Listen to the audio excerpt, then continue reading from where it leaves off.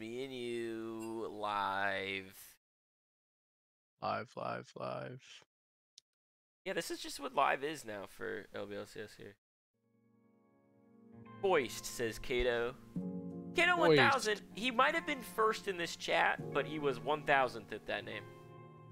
True. I didn't even think about that. Oh shit, we're already in drafts. Yeah, It's already happening.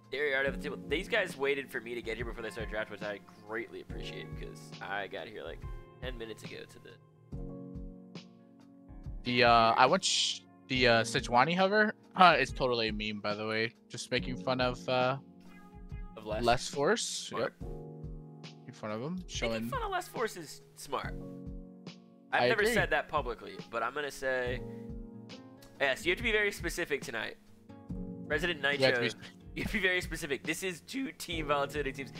President Nitro knows that right away. Let's go team project. Doesn't even mention the volatility aspect.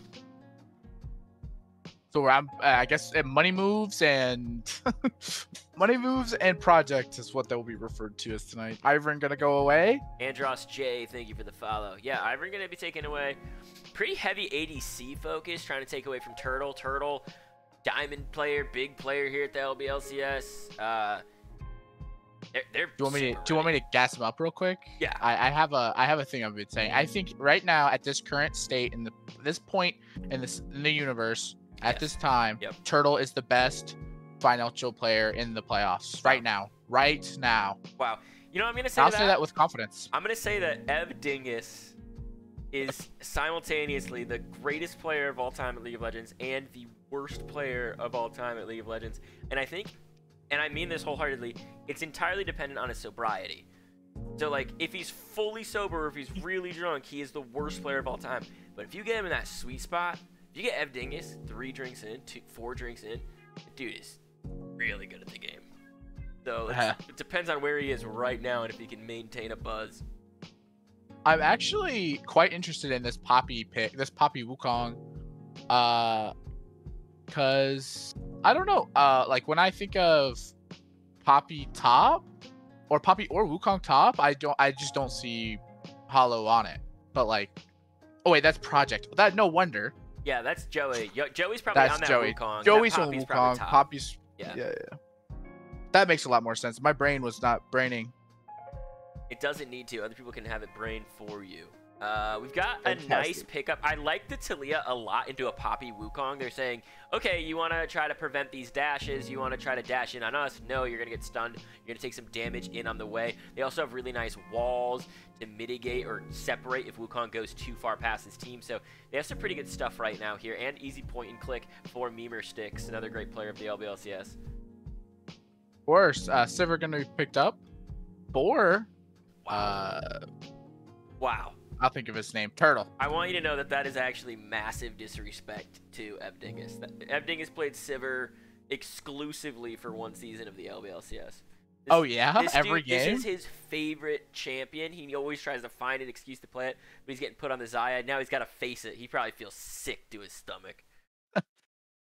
Well, they did do the takeaway for Xayah, B1. Yep. So this is that was the takeaway from Turtle. I don't know if you saw Turtle's massive feather recall against I forget who they were playing against in round 1, but holy smokes, it was insane. It was like a chunk on 4 people. He one-shot somebody. It was insane. Under tower. Yeah. On the death charge. It was freaking crazy. Great takeaway. For the takeaway. Takeaway. Vagar gonna be taken away from D Brownie, of course. Yep. And Vi taken away from Less Force. This is one of those games where, like, as an organization, you're really happy no matter who wins, but at the same time, this is the most bitter, hated rivalry with each other because you're all the assholes that have been talking to each other all season about, like, your respective league and everything. This matters so much to these guys just for bragging rights within their own community. Forget the LBLCS for a second. Yeah, just in like some TV history, the TV other than last split where they made finals and lost, these players, most of these players have not been to a finals. Like Less Force, D Brownie, Joey, that kind of squad has never made finals. Okay, so the more exciting if they're able to take the cake right here. But we're gonna see the next pickup. There was some more point and click stuff banned away. They want to make sure that's not just the easiest engage. Vi also goes unstoppable, so the Poppy can't knock it away, can't prevent it with that ultimate. Victor gonna be picked up for Brownie though. I love that. They're gonna save this counter pick for Derange, which is gonna be really viable. I think he has a lot of champions up right now, so they kind of need to be careful. Just key thing to note is that the Aatrox has not been taken away from Hollow. That is his best champion. That is his that is their best champion. So I appreciate. Poppy has an okay matchup into that, but still could go for it. I actually wonder if this is Poppy support. It could be. Looks like it's gonna be the Gragas top Hubbard right now, maybe locked in. Could definitely be the Poppy support. Could be a big flex like that. That's a very doable thing. A Camp is able to pilot something like that, so. I'm actually on the edge of my seat wondering what we're picking here. Like if we're going for top champions, I know Fiora and Irelia are pretty good top champions. Just for range in general. I want to see Alistar, but I want to see it full AP in the top lane. Oh my gosh. Could you imagine? It is going to be the top lane pick, and it's going to be the Irelia here. This is going the other way. I believe Deranged best champion is Irelia. So I will be on the edge of my seat when it comes to this top lane. It's going to be very, very grueling between these players. Yeah, when I go look at his just a quick glance, his OP, 131 games played of Irelia this split. So that's a lot. I haven't even played that many games this year. Do you want me to be honest? Yeah. I have. No, wait, I already have. I want you to be dishonest. I'm gonna be dishonest. I do not have 350 games played this split. Wow. Interesting. Okay. Weird thing to be dishonest about. Very specific. Almost kind of sounds like it might be the truth. Into pick and ban on the official side now. We've got to open up the Schmeckle betting. I'm actually going to leave it on the draft so you guys can see the drafts, and I'll move it over in just a second in the middle so you can make more accurate Schmeckle bets for the time being. But I will be very clear about this. I'm going to put money moves on the blue and project on the red so it's not confusing, because normally I would just do team volatility, but I can't do that here. We should have. You should have. Should I shoot team volatility and team volatility? Yeah, team volatility, team volatility. But will people get it? Just like joining in? Fuck you guys. Doesn't matter. It's like, yeah, exactly. Well, like who cares about them? Team volatility blue or team volatility red? It's like like Samsung White when they won. Yes. It's just like that. Samsung blue. This is essentially that of the LBLCS, right? Yeah, really, it really is. I mean, there's like family rivalries in there. There's like best friends of many years in these. It's crazy. This goes in depth. It's going to be. Look at these comps though. Ignoring the fact that this is a wild civil war. What are you thinking about these comps? Whose comp do you like better, or why? I'm kind of I like the style of play that Money Moves has gone for. Kind of like this, it feels like it counters very well against the project. My bad, I can't say TV. The project side, with this Irelia and this Wukong, kind of going into these Gragas and this Talia, it's gonna be hard to kind of get past those to get to Xayah. Xayah's already super capable of peeling for themselves with their ultimate. So right now I like the Money Move side. How did these? Hang on. I got a text message from Ev Dingus. Let me read this really quick. Hang on.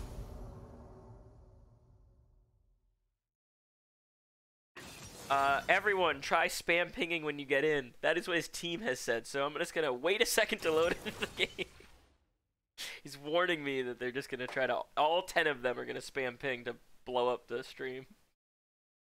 I have dropped my Schmeckles, respectively. Oh shit! Where'd you go? I've dropped all of them. I'm all in. I'm all in Money Moves. Holy shit! For You're all in Money Moves. That's I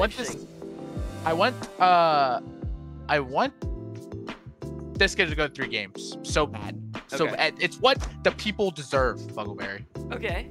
Okay. I love that you are thinking of the people and what they deserve. I'm thinking about what I deserve, and that's all your schmeckles. I gotta go the other side. Yeah. Lining your pockets. Garan saying I haven't decided what side I'm on, but it's Def TV. Hard agree there. How many schmeckles do I have? Oh, it looks like I got my last prediction wrong, so I have 60. I think I was on the cast. I think I was on the cast when you lost all I think those. I put 30K on a team that lost, and I had been betting everything over and over again. I was on the cast for those. That was really funny. We're gonna see, and yeah, everyone did get the chat was all over where the champs were going. This is the actual lineup here as we're halfway through those schmeckle bets. If you want to dip some more in, if you want to place a new bet. I really like the combinations. Just of absolute mayhem that the side of Project Team Volatility can do. I really like the Wukong, the Poppy keeping them tracked, the Aurelia stacking a stun, Victor being able to get in there. And I like that they can just use the utility ult from Sivir to get up there fast. Wukong sprinting at you with Aurelia is scary if Talia's not there or if Nautilus is not frontlining correctly. It's going to be really dangerous. Xin Zhao, less force, so much onus on him, so much pressure on him too to make sure that ultimate comes off. I think that what you were saying earlier, you like this comp better, they have the tools to deal with it. But in any fight where they don't, if Xin Zhao ult's not up, if Nautilus is not frontlining, if Gragas is not there to cast his ultimate as well, they actually just run through them, I feel like. This is all about tempo, this game. I agree. One thing to note about these two players, like these two junglers especially, so they're actually complete opposites when it comes down to their style of jungling. Less Force loves the power farm. I've queued probably 150 games with him. Okay. He loves to power farm. He loves to get, do his full clears. No camp should be up at all times. And now Joey, on the other hand, is like, oh, I'm gonna red blue Gromp and then walk into your red and try to like cause some mayhem. I'm gonna get my support to come. And we'll both, he'll be invading the whole time. He'll just be playing like this crazy style of Wukong. Can I ask you a question? Out of those 150 games, how many did you actually win with Less Force? Oh, I have a really high win rate with Less Force. Really? And is that you? Is it all Bears back, or is it Less Force actually bringing that? I'd say it's about 50-50. Oh, wow. Sometimes that's a very generous spread to give to Less Force. Okay, maybe. Well, then I would say 50-50 chance he wins this game.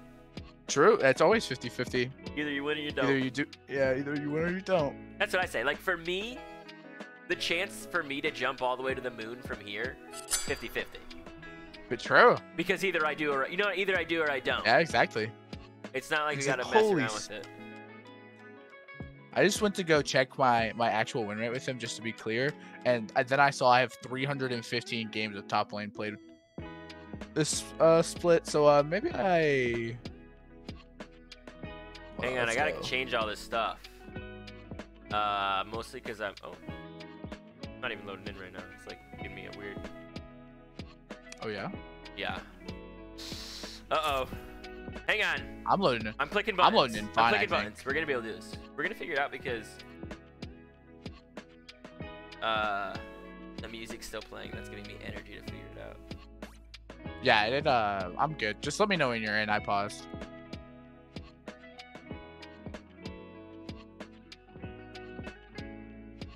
We're so close to being in. We're on the screen at least where it lets you in normally. Love it. I just want to note that this the money moves have like this cool blue skin line going on, and on the opposite side it's like red. I love it. I'm getting noticed that you are kind of quiet. Me? On the cast. I'm quiet? Yes. All right, I'll turn me up. You guys are where I'll yell. You know what I'll do? No, fuck you. I'm turning you down. I'm not turning me up. I'm turning you down. Oh, yes. I have LeChance's sound settings. Uh-oh. The chance, you know, he's just better and smarter than me, so he has better settings, and my settings are worse. I see. Did you see we're getting married next week? I saw something about you getting married to LeChance. Yes, I'm confused as to what that. Oh my God, that jumped into the middle of the game. Okay, we're at second 20, 21, 22. 20? Oh God, I gotta speed up. What are you at? I'm gonna go to 31. 29, 28, 30, 31, 32, 33, 34. Oh, we're good. We should Great be work. good. There might be a big old fight right here in a second. Holy smokes, dude. They walked right past each other. Buggle? This feels like planned. I don't even know what to say to this one. I'm so scared. What just happened? That felt orchestrated. Like, are all 10 of them in the same call down there? Can we check? Could you imagine Evan just starts dragging people in? They play. They talked about ARAM. That's all I'm saying. That's heroic that they talked about it. I think that actually benefits Project a little bit more just because they get that vision. No vision was set up on the other side for them, so they get to know that he's starting up there. Yeah, just just a quick note that Less Force is probably gonna power farm down, and I'm gonna be excited to see where like Wukong shows up. Cause like if I know like Joey, which I played a couple games with him, but like he wants to like level 2, level 3 places sometimes. So we kind of see that with the path down. He is gonna look into the vertical jungle.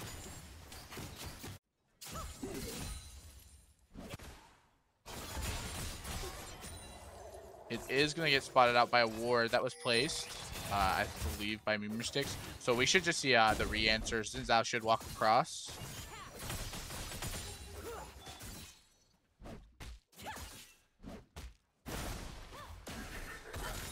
All in all, kind of quiet. Sort of a chill start to the game. Hollow gets that level 2 with the range, so nobody's in real danger up there yet. I think Gragas is a safe enough pick. You can kind of just disengage when you need to. You can drink and heal up. You have pretty good sustain there. You got to be worried about the all-in. Once Wukong gets there, you can cut a little bit of your armor down. You do say he's probably the more aggressive ganker, trying to cause some chaos going on, so interested to see how all of that goes. Xin Zhao, yeah, this is actually struggling though. This actually should be Gragas' favorite, I believe. I believe Irelia has like this really hard time. Ooh. Good trade gonna be coming out. A lot of damage. It's good hit underneath tower too. A lot of damage coming out. Range has to be super careful. Could get flashed on. Gonna drop that W right there to stay safe and will not be getting picked up. But Xin Zhao on the prowl. Less Force moving forward. Still flash available for range. Can he get the slow off? He does. That means Less Force can walk slowly at him. Might look for an outplay. Gonna try to get it flash away, but it's still first blood to Hollow down the bot lane. Everything gets doing a lot of damage onto a camp, dropping lower and lower, but getting exhausted as well. Dredgeline connects onto the back line. One more hit will kill him. Everything is trying to survive right here. He does have heal. He might be baiting. Is he gonna use it? He's still holding on. He has bought enough time. He flashes away from the Q, and that's a double kill for the bot lane. That is an incredible start from Money Moves right there.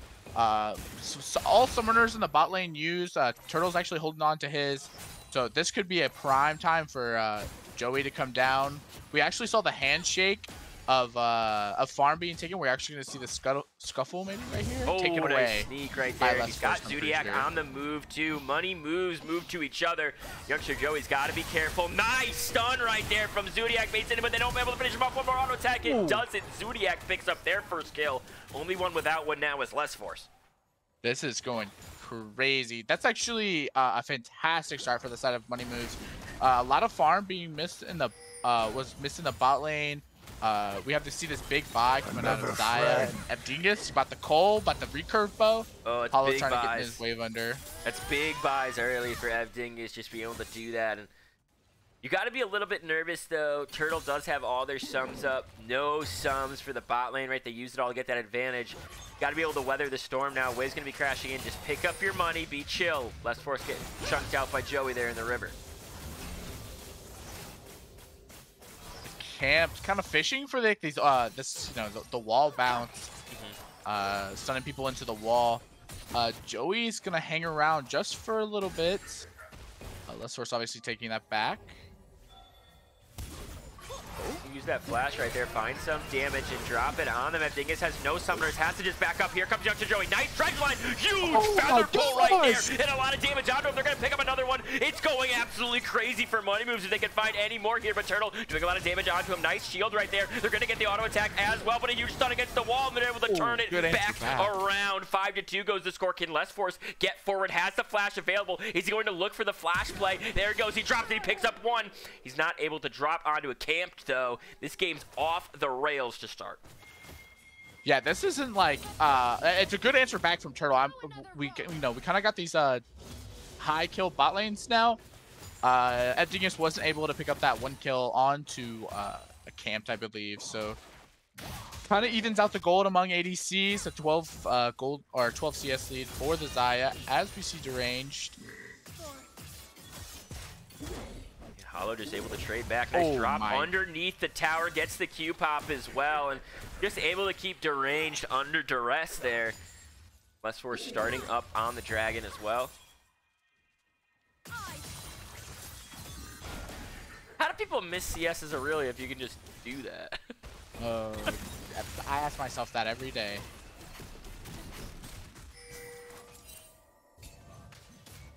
Joey in the vicinity, but I doubt he will challenge even if they have pressure. There's no Poppy ultimate to get them out of here.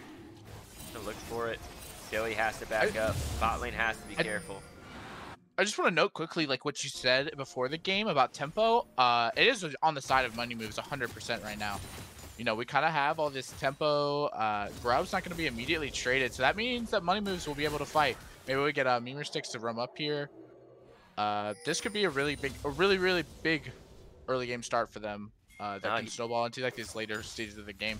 Chat again, still Little Robot Man providing the truth to the people. The chance does indeed lick toes. Really important to keep that in the popular nomenclature here. Nomenclature is such a funny word. It is, isn't it? Yeah, no, I kind of like. It's like underrated. It's an underrated word. Yeah, but it's one of those words that if you use it a couple times in a row, it's way overused. Oh yeah, for sure. Right? It's if I used it 2 more times tonight, you'd be like, all right, you gotta stop. It's a problem. All right, we get it, man. You went to college. Okay, liberal arts degree, we get. A lot of damage underneath tower going out. Is he gonna be able to stay alive for a little bit longer here? He drops the feather pull. He's gonna be able to try to give this here. Nice exhaust. He's gonna try to live for a little bit longer, but it's not going to matter. Actually, there's a heal. This going absolutely crazy. He's staying alive a little bit longer. They was able to get him. Here comes Talia in time. They're able to rotate. Can they do a little bit more damage? Dredgeline's gonna pull him back as well. Youngster Joey drops super low. He does go down. Nautilus picking up their 3rd kill of the game. A camp gonna have a nice flash over the wall, but he's ticking down. Won't die in the end. We're seeing that was a super big answer. Oh, as this trade goes out onto the side of Hollow over here, we're seeing like this bot lane is doing exactly what we'd expect it to do, right? Dingus is known for his crazy plays and being this super aggressive style player. I mean, we're seeing that like live. Yeah. Taking a little bit of damage. Less Forces nearby. Oh my god, they're going to keep her underneath. Maybe a little bit of damage coming out there to pop them up. Do so much. So low on mana for Deranged, but still able to dash around with those Qs. Great flash out right there. Can they get all the way there? They're going to go all the way in. Here comes Wukong. They're going to pick up 1. They're going to pick up 2, but the Aurelia does get traded in the end as Joey cyclones on out of there. Now, this could be a really big spot. The tempo is kind of favoring towards the side of... Yeah, this game is non-stop. Everything's seeing a good amount of damage right there, but no all-ins. This is like I was saying, that the momentum is shifting right now. I mean, it's kind of teetering towards money moves at the moment, but I feel like Project are in a spot to kind of take it back and snowball it in the way they want to. Yeah, everything is trying to clear these waves, push it up, and get Sivir back underneath tower, so it's harder for Poppy to make these plays here. They don't know where Wukong is, but they have pretty good ward vision down here.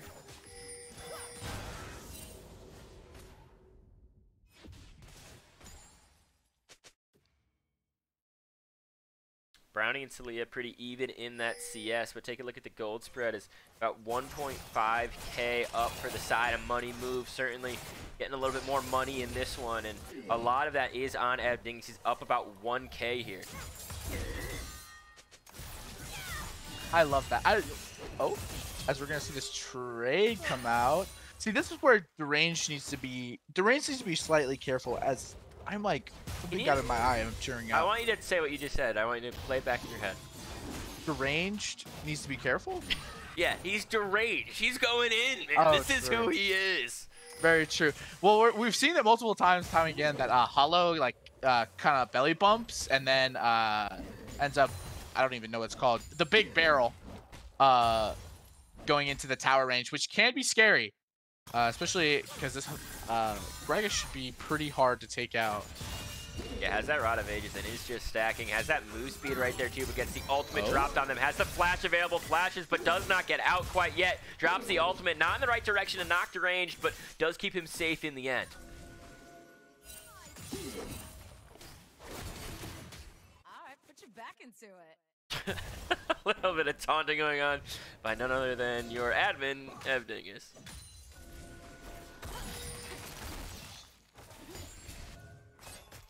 I believe he is the last admin standing in the playoffs. I believe he is too. When was the last time an admin won anything? I won executive in season 4. I don't know. Oh, the plumber years, as they've been called. That was actually technically that was actually financial because we had CEO, which was even higher.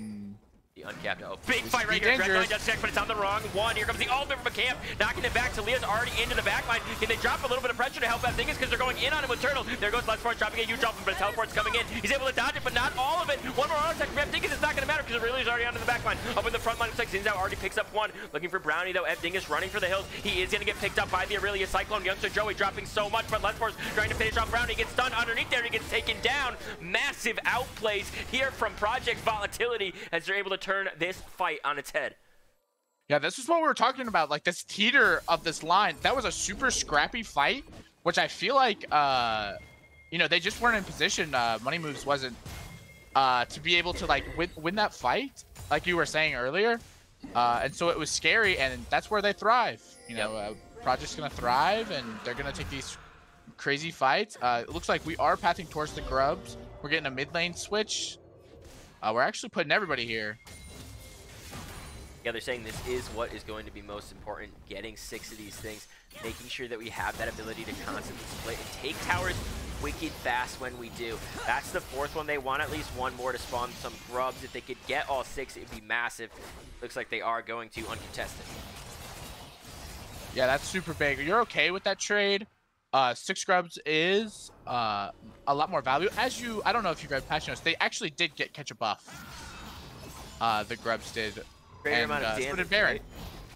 I think so. I think they do more damage to the towers, correct? Yeah, so that's really important, especially just if you get these mid-game fights to go your way and then can push as a team where you can split in that 1-4 and you can actually take objectives with more pressure now, you do force the other team to just go in with that Sivir or with that Poppy ult and start something. If you're able to bait it out a little bit, survive the first initial onslaught, you're in a great position.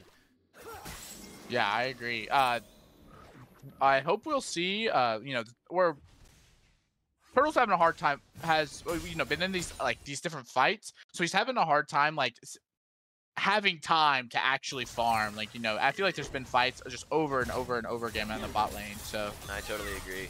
A lot of damage coming out onto Hollow right now as he's just trying to walk away. He does drop some right there, and the animation canceled right there. That was... Yeah, I didn't even see it. I didn't even see it. Hollow is better than everyone? Is Hollow the best player in the world? Yes. As someone who laned against him in the season, I want you to know at one point in that game, I had a 46 farm and he had 110. Oh my god, the man's a psychopath. It was really bad. I'll give him his flowers here, as we are going to see Rift Herald go over to the side of Project Volatility. And that's good too, because if they had more tower pressure coming out from side of Money Moves, it could be problematic. But the game's relatively even right now. Still a 1.5k gold lead. Let's Force picks up the blue buff. And 1-to-1 in Dragons. But this is what I was talking about. You have these Grubs. Look how fast DPX able to just crunch this tower down. Are we gonna get it? I think so. Really close. Oh, the minion! There it is. Clip that minion. Clip that. W minion. W minion. Oh, we might see a fight break out here. Hollow in a rough spot. Yeah. Nice Poppy ult knockback gonna right be there. used. I'm actually... Did they just save Talia? Or do you think that So would've I been think bad? that if Talia dropped their E right there, no one could dash. They'd all be slowed. Memer Sticks would get a dredge line. It would stun off the dredge line. It could stagger the auto. They would at least catch and trade. It could be more problematic in the end. Victor was still bottom. Uh-oh. A little bit of damage coming out. He's able to knock him into the tower, get a little bit of slow, but the constant Q resets. His Hollow drops pretty low right there. Yeah, Joey's pathing up here immediately. He's sprinting. Yeah. Joey wants this underneath this tower here, and is he going to get it? He's walking right on a ward, though, so they know about it. Hollow's able to back up. They're going to drop that Herald. I love it. Gonna take top tier. Alright, Gromp gonna go over to the side of Joey. Less Force hanging around. Maybe looking for the side lane pick with Talia. Onto the Victors. We got Drag coming in up in a minute and 15. Yeah, and even though they're able to do this and take this tower, the other tower, bot lane, was already taken in the gold. Not really changed overall. I think for this next fight, what do you want to see Project Volatility do here, Bear?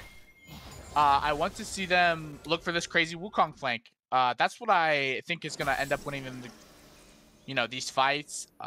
Joey getting into these prime positions to cause as much mayhem as possible and let deranged and, this Victor kind of free hit. That's what I think it'll take for them to win these fights at least. Yeah. Oh, but camped in a weird spot. Yeah, it's going to be really problematic because Zodiac's looking for it, but a nice flash to get out. Teleport being dropped. Here comes Gragas down here to the bot lane. They will have numbers. Brownie does have his teleport available. Could choose to join them as well. Third Drake going to be spawning. This is what they're fighting over. Memer Sticks maybe looking for a dredge line, but Stiver's able to poke a little bit of damage in. Deranged wants the flank. Deranged looking for the flank right now. I don't know. They're compact. This is hard. Victor's going to rejoin. They're going to have to pick. Scared. They have to pick a lane to fight in here. They could catch a good dredge line. It could be really big. They're actually just going to go for the dragon. Say, you guys need to find a way to come in on us because we want this right here. I think it's getting really, really chunked. Ultimate being dropped. They're going to fight two. And now they can just go all in on the big tanks right here. And it looks like it's Memer Sticks that's going to take the brunt of the damage. He gets shut down. Yeah, that's what Oh. I thought Last Force was going for it. Ooh. No, it's picked up safely.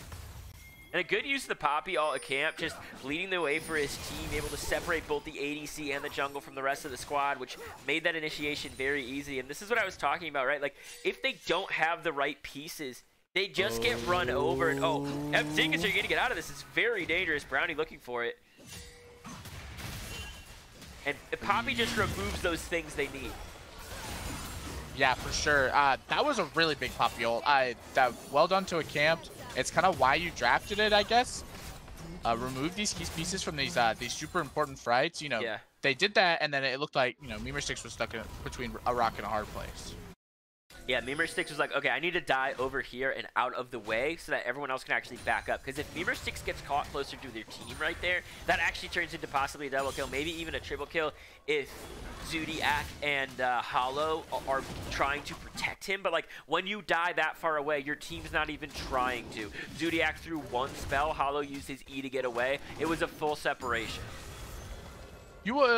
Just as unrelated to what you just said, but you know what I noticed? That we are saying the players' names more because we can't say anything else. We can't just say like TV top laner or. Yes. No, you're right. Yeah, we're using everybody's name. It's just funny to me. I was thinking about this just a second ago too. Brownie, if Brownie's a good name, Deranged's a good name, Hollow's a great name. Like if they were actual LCS or players like that, those are great names to cast. Even Memer Sticks is pretty good. Yeah, I agree. However, Project GGG Turtle, if that was his full name, that would be a little bit tough in the middle. It's yeah, easy to just go Turtle. for sure. Yeah. Yeah, are you saying Abdingus isn't a great name? I noticed you just over that pointed part. out. That's what I was trying to get at. A lot of damage going on to Zodiac right now. He's gonna get the knock, but not the stun. Yeah, that's a super dangerous lane for Talia. I know she has like this utility to kind of keep Irelia off, but she has so many dashes that it's hard. It looks like bot lane tower is gonna go over to the side, go over for to range. That's a good amount of gold in his pocket, and we might see something happen here in mid lane. Yeah, people lining up. I do see something happening in chat. Hello, little dear Lilia. Guess who was banned this game? That's right, Lilia, little dear. Lilia taken off the table. They knew you might be in chat, so they decided to ban it. You think I have enough time to do this bear fact for a little bro, man? I don't know. Team Volatility is pretty explosive. Yeah, go for it, quick. I know. I was told, this is not a fact about me or our bears, but I was told at the age of 13, D Brownie stole Less Force's lunch money, and that's why they aren't friends. Whoa. Okay. Good fact. Also, 100% true. Certified with the LBLCS. Yep. That's lore. That's lore. Write that down. It's canon. It happened. Well, this is going to be pretty good LBLCS lore once this Civil War is over. Team Volatility versus Team Volatility here. This Gragas has a fully stacked Rod of Ages. That's going to make him pretty big. We've got that Cosmic Drive going on as well. The mid laners, though, the only ones not to die yet. Maybe we should be throwing some more love towards Brownie and Zodiac. Maybe. We are going to see... thing to note, Seraphs is finished. Yep. On the side for Zodiac over here. You know, we're working on it on D Brownie, so similar builds as well. Very similar builds going on. It's gotta be Titanic that Xin Zhao's working towards right now, right? Correct. Yeah. That's Sterix, I think. I think it's Sterix trying to just be that beefier front line as long as he doesn't get knocked away, trying to withstand the pressure, the onslaught that they will have.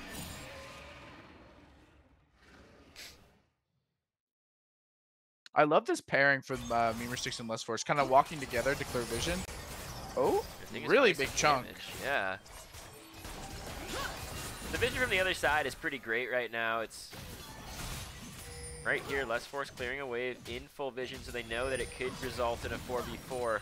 Talia not too far away. Thank you, Adam Bomb 07. Kind of a dangerous name to have, but if that's your name, man. I love the play on words. I love when people do that with their names. That's not play on words. That's his real name. Adam Bomb? Just straight up. 07. That's his full name. Imagine birthing a child and being like, yes. Well, it was their 7th Atom Bomb, so they had to go 07. They were worried they might have more than 10, so uh-oh. Really big another ultimate. Nice dodge right there. He's actually getting a huge feather fall onto so many of them. Youngster doing massive cyclone in the back line. Really big wall. Doing so much damage, but Brock's able to pick up the first one. Talia basically coming in and saving the day, separating that cyclone. Wukong going crazy there, and they pick up 2. They're going to pick up their second Drake now, unless Turtle has something to do about it. Yeah, that Weaver wall was 100% the changing factor in that fight. You've noted like the tempo difference. They had the tempo there when they showed it. Youngster Joey had this fantastic flank, got onto the back line of TV money moves, and you know, this amazing Weaver wall out of left field comes, splits the team, and they're just able to play front to back and kill the Wukong. One thing I noticed that they're doing on the side of money moves too is they're positioning Ev Dingus really close, because whenever a camp loads that up, they want Ev Dingus to basically bait it. Use his ult to bait it out. If Poppy can't separate them, he doesn't necessarily need to use that ultimate just to avoid Aurelia. He has teammates that can help him as long as they're all there. Less Force can use his ultimate to separate. You have Memer 6 that can drop a lot of CC onto one target. Even just the point and click helps so much. Hollow has massive amount of separation abilities as well. So as long as you keep everybody there, you have a really good chance to win these fights. And by putting Ev Dingus frontline to use the ultimate to avoid, it can work out for you. And we just saw that happen. Yeah, I love it. It seems like very well. Both teams are using like. One, the game is so close. We're only 400 gold difference. 500 now. But like, I just feel like both these teams are playing phenomenally, and they're giving a fantastic showing here. Everybody's playing to their spots. I feel like they have really good looks. This really good look onto youngster Joey. Gonna be chunked out. Also to note, Baron, I don't know if you know this, Baron damage also went up. They buffed the Baron damage. So the ability is used as we are going to start it right here. Yeah, this feels a little bit dangerous, but they're forcing a reaction. It's going to be a teleport actually coming out. Now they just want to back up. They burned the TP. Can they leave? S12 might be in trouble. The range looking for it. Joey looking for it, but not finding it yet. Nice use of the blast cone. Going to get to safety. Now they're going to start it up. Holy smokes, it's just the constant eater. Talo's gonna TP mid here as we are gonna burn down the Baron. Less Force looking for his way in. Yeah, and they're stopping it. They're just trading this is they're all in the same Discord call, right? That was a little bit. Yeah. That was too theatrically planned. Yeah. And Dingus on the split though, pushing at this mid lane. Doing yeah, a they lot should of just damage get it really here. fast. Ultimate gonna get dropped. Not gonna find anybody. They're still on the tower. Zodiac I feel like that's a super key piece to what Project wants to do, right? They want to be able to knock these people away with Poppy ult. We might have a little bit more pressure on the Baron right here. That's like not necessarily a flip, but with that being down and such like a 60-second cooldown, they could look to it here in these next couple seconds. Yeah, more than 1,000 gold on this Xayah though. Might want to channel that back pretty soon if they can get an item here. Do you have some components purchased already? You know, when they said Civil War was going to be in theaters, I had no idea this is what they meant. It truly incredible. It's very messed up because these guys, they have all the dirt on each other. Which I realize what's messed up about all Civil Wars is that they just got all the dirt on it. Nick, they're probably trash. Wow, you're right. Better than anyone else could. That's what's messed up about the Civil Wars. And nothing else. And nothing else. And nothing else. No, too true. This is personal. The angles, the things that they know about each other, the truest, most intimate details that, you know, teams hold so close to their chest. The lunch money lore? The lunch money lore? Did somebody steal someone's lunch money? Oh, so big time. I was in the call with Project Volatility before this, and I was told that D Brownie stole Les Force's lunch money when they were 13, and that's why Les Force doesn't play with D Brownie anymore. What? That's awesome. That's great. That's LBLCS Cannon. No one else is youngster Joey going all the way in right here, but he's on the wrong side, but he still might pick up a kill. Good shield right there from Zodiac. Here comes an ultimate from Beamer Sticks. They're gonna try to find him and kill him.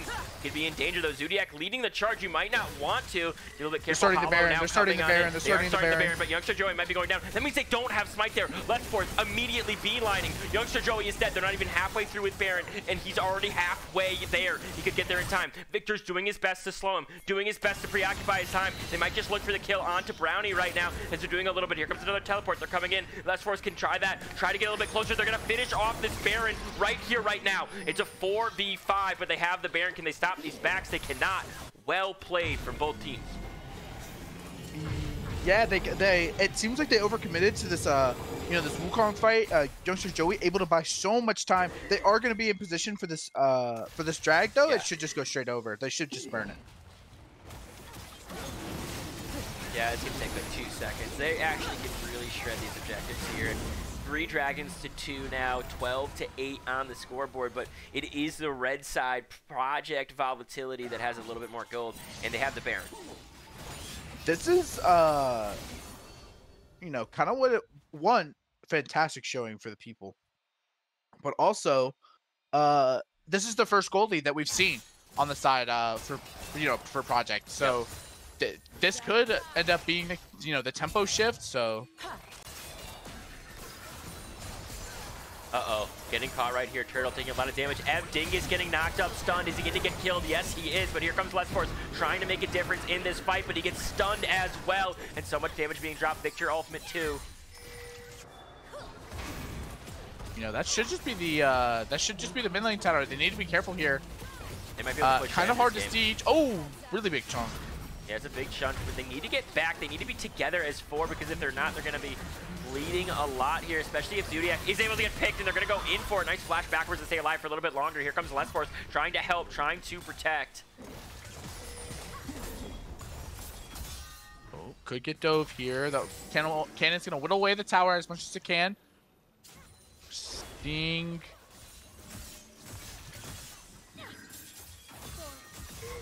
A little bit of damage onto a camp using that W just to get away. Less Force trying to poke them. This is really tense because I think this tower has to fall, and you're only buying a little bit of time. They might be looking for a dive here, might be looking for something a little bit more. They have Deranged and Youngster Joey in a good position over this wall, but they decide to back up.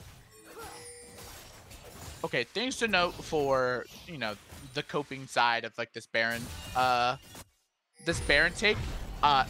With all the towers going down with the wave pushed in, you know, Adingus is able to pick up a lot of gold. They have 3 minutes until their next objective, so that we may be able to get to like these like 3.5 items, maybe even 4, before these next fights, so that, you know, both teams can have a really big advantage. You know, Xayah on 4 items is a scary Xayah.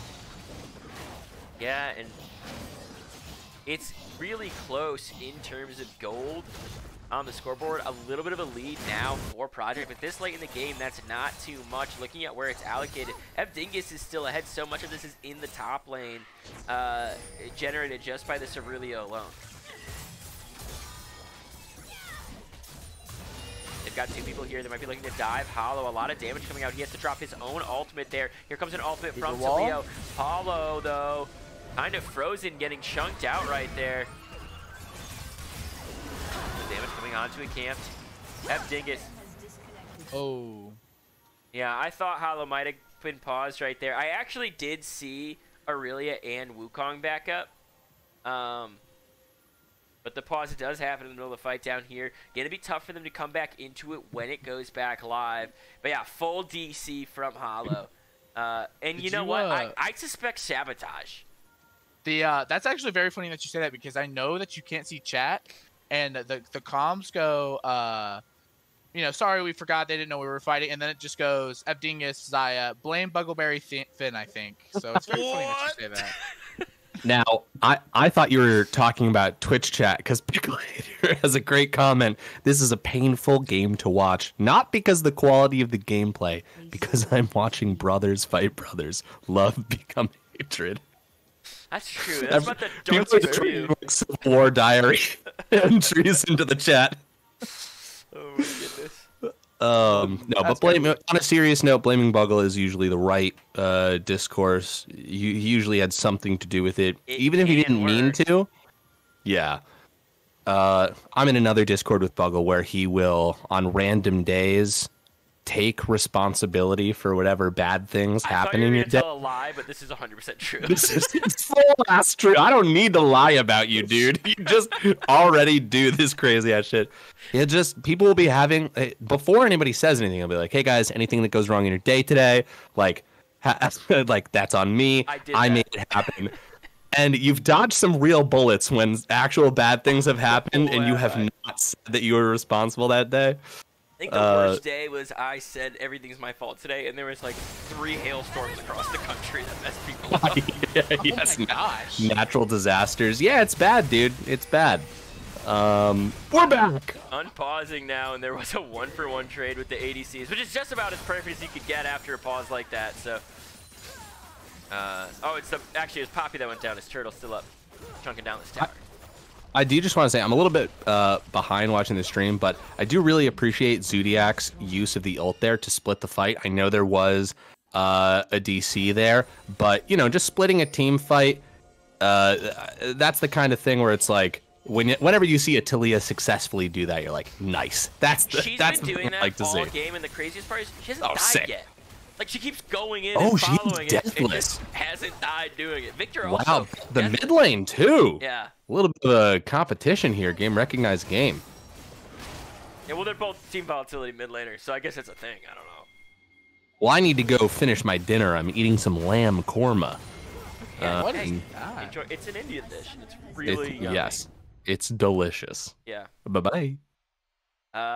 Okay, so this time it might be LeChance's fault, though, that it's paused, because as soon as he said that, it kind of paused. Yeah. Yeah. So I wonder if his Korma is linked to Hollow's internet connection at all. Holy sh. Yeah. He didn't finish his Korma, so that Hollow's having computer issues. Would this be an LBLCS Civil War semifinals without 5 or 6 DCs? You know what I mean? True. How do you spell Korma? I wanna go look it Korma. up. Korma. Oh, I got I'm it. bad I at spelled it spelling word, these, but by I the way. got it. I just repeat Okay, the word this slower looks- back to them. This looks gas. Very good, dude. Served with non-bread? Yeah, I'm all over that. Yeah, no, right, so good. Big internet trying to hold him down. Just bow, lol, knows the truth. Which high alert player is trying to ruin the best game of the year? Question mark. That message It's was always sent by Pickle. Bald Goose. It's always Pickle. There's a high alert game happening right now as we speak. That's true. It is 1-0 to my knowledge. High alerts. High alert's up 1-0, and they're playing against Yep. Taco. They're playing Taco. Taco Bell. Yep, Taco Bell and Nuggets. Taco If you want me to be like in depth, it's currently 11 minutes in, and it's 0-2 over to the side of Taco Bell and McNuggets. Got you. Does anybody know how the CBD Canadian beer drinkers versus Italy is going? Because that's the other matchup tonight. Like to get Someone a full go check. report. I need. We're red zoning live on stream. Yeah, I need some eyes on the scene here. I could just type in one of their names to op.gg and find out, right? I think so. All right. I think do they that. started at 8:30. Surely their first game is over. Should be right. What's someone on that team? I actually don't know. Bubs is on that team. I'll find out. Yep. Update. I'm updating his game or his thing. I'm gonna tell you all of the stuff I know, and I know game 1 might still be going on because there's no recent results. Actually, that's not true. He won in ARAM as Tom Kent a little over an hour ago. Oh, I haven't won an ARAM as a Phelios. I must be looking at the wrong one. Should we just look at Bob's 0629? na.op.gg here? Oh wait, are we back? We're about to be back. We're doing an OP review live No, on no, stream. we're about to be back. We're back. We're back. I was going to, yeah, I was gonna do an in-depth analysis on Bobs. Another good name. Some people have great caster names, and some people not naming any names of like the money moves bot laner. But I'm not naming who that is. I'm just saying like some people don't. There is a there was an econ player this split. I believe he was on tactical feed, and his name was Billy Butthole. Yeah, that's great. So that was that was a great one. One of my favorite names is actually on CBD Canadian Beer Drinkers, and it's Bobby Hot Hands.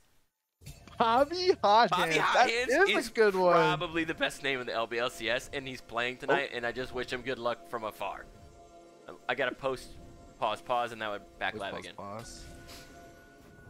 Dude, game 1 actually might be going on. I looked at the Italian disgrace himself just to be sure. I've got nothing. Fair enough. Zodiac trying to weather the storm of mid lane as a lot of people are converging around it. This could be soul points, so this would be really big for the side of money moves if they're able to secure this here at camp. Doing a good job just clearing out vision. I'm on the edge of my seat, man. We got 8 seconds until this dragon. This is where it all comes down, right? If Dingus gets a pentakill, I will buy him fast food the next time I see him. Dude, yeah, gonna really split the wall. fight right now, just the way Poppy does, but he drops that ult, but it's not gonna be able to do enough. Here comes a Holy massive play on the Sivir, already gone what out a of the good fight. wall. Teleport coming in from Aurelia, gonna be on that backline. Can they do anything right here? Or are they just gonna get absolutely deleted as Zodiac trying to frontline? He does go down, and Aurelia can't find anybody, but they are gonna be able to come back up. Nice Cyclone's gonna knock Bucky right there, and ultimate from Dingus stays alive for a little bit longer, but they're able to get onto the backline. It's a double kill for the Wukong, as they're going absolutely crazy, and all of a sudden it's a triple kill for the Monkey. He's gonna look for more, and that's 4 going down. Oh my gosh, that was a crazy exchange right there. Zodiac with the absolutely fantastic Weaver's Wall picks up GGG Turtle a little, like really early, and then deranged from the back line, TPing in, absolutely going crazy with the GA. absolutely wins them that fight. Items can win you games, and GA might have won this game right here. Going in and just disrupting the entire team, knowing I'm using this GA right now. I'm going to cause as much damage, as much chaos as I can. We can turn this fight even though we're 4v5. They do it, they get their third dragon, they tie up Drakes, and they probably get Baron here too.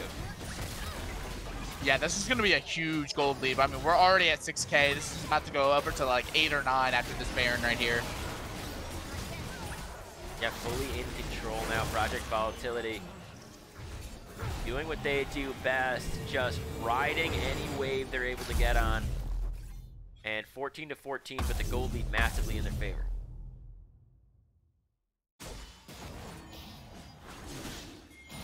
I'm getting nervous. I don't know why. I have no I mean, other than them being my friends, I have no ties to these teams. I'm like nervous. Think you're a true LBLCS fan? I don't miss a stream. Oh, Never miss a channel point chest. Look at these highlighted messages. I toss these out like candy. You can't even imagine having this amount of disposable income. If you're a true fan, you'll highlight all your messages. Thanks, Mighty. Shout out, Mighty. I'm actually excited for like the end of the year. Dude, it's I just want you to know it's April. I know. At the end, no, but like at the end of the year, it's gonna be like, oh, you watched 700 streams from the LBLCS. It's not even gonna be close. It's gonna be like your most watched channel is the LBLCS. I think it's those pills. I bought a whole year subscription and the coriander pills. Yeah, that's gonna do you in, bud. You're gonna want to see a neurologist ASAP. Yeah, there's nothing left. I don't know what happened. I love that everyone's now highlighting their messages. So funny. I think it's really into frontlining on this ADC, just getting up there. They do have decent wave clear with Zodiac, with Abdingus around, but Hollow can only deal with Derange for so long before he needs help.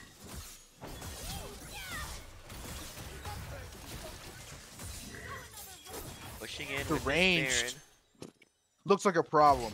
I think this Aurelia needs to go next time. I just think he's too proficient. Look at the CS. Like, he almost has 400 CS right now. Oh my god. It's a little out there. It's over 10. It's over 10 CS a minute, dude. He's at like 12. Yeah, it's a little scary right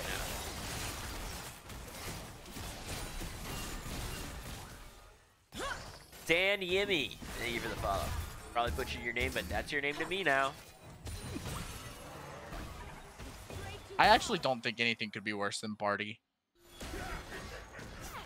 For getting getting something wrong like that? Barty, yeah. It's on YouTube. Did you know that? That's good. I'm glad it is. Why is the dredge line, but it doesn't matter. I mean, actually moving over right here. Coming all the way from a camp. They're going to knock one back. I think they're just going to go for the inhib. And they don't have a wave yet, so they can't push it in, but now they're going to find some damage onto a target. It is a camp, but he's going to go into a massive block from left forward. Keeps them all safe for a little bit longer. They find one. Can they find a second? Huge ultimate timed right there from Abdingus, but he goes down in the end, and they should be able to end it. Massive cyclone again from Youngster Joe. He's going to knock up all three. They're looking for left forward. He gets dropped even lower. There's the Serac being popped, though. They're looking for him. They get the knockback. One more hit. They get him. Joey does go down. It's a 3 for 2. I wonder if Hollow can hang on with Zodiac. I just don't think that, you know, we have some of the facilities to take out this Irelia right now, especially with your Xayah down 30 seconds. This could be detrimental. The Turtle and Derange are going to look for this play.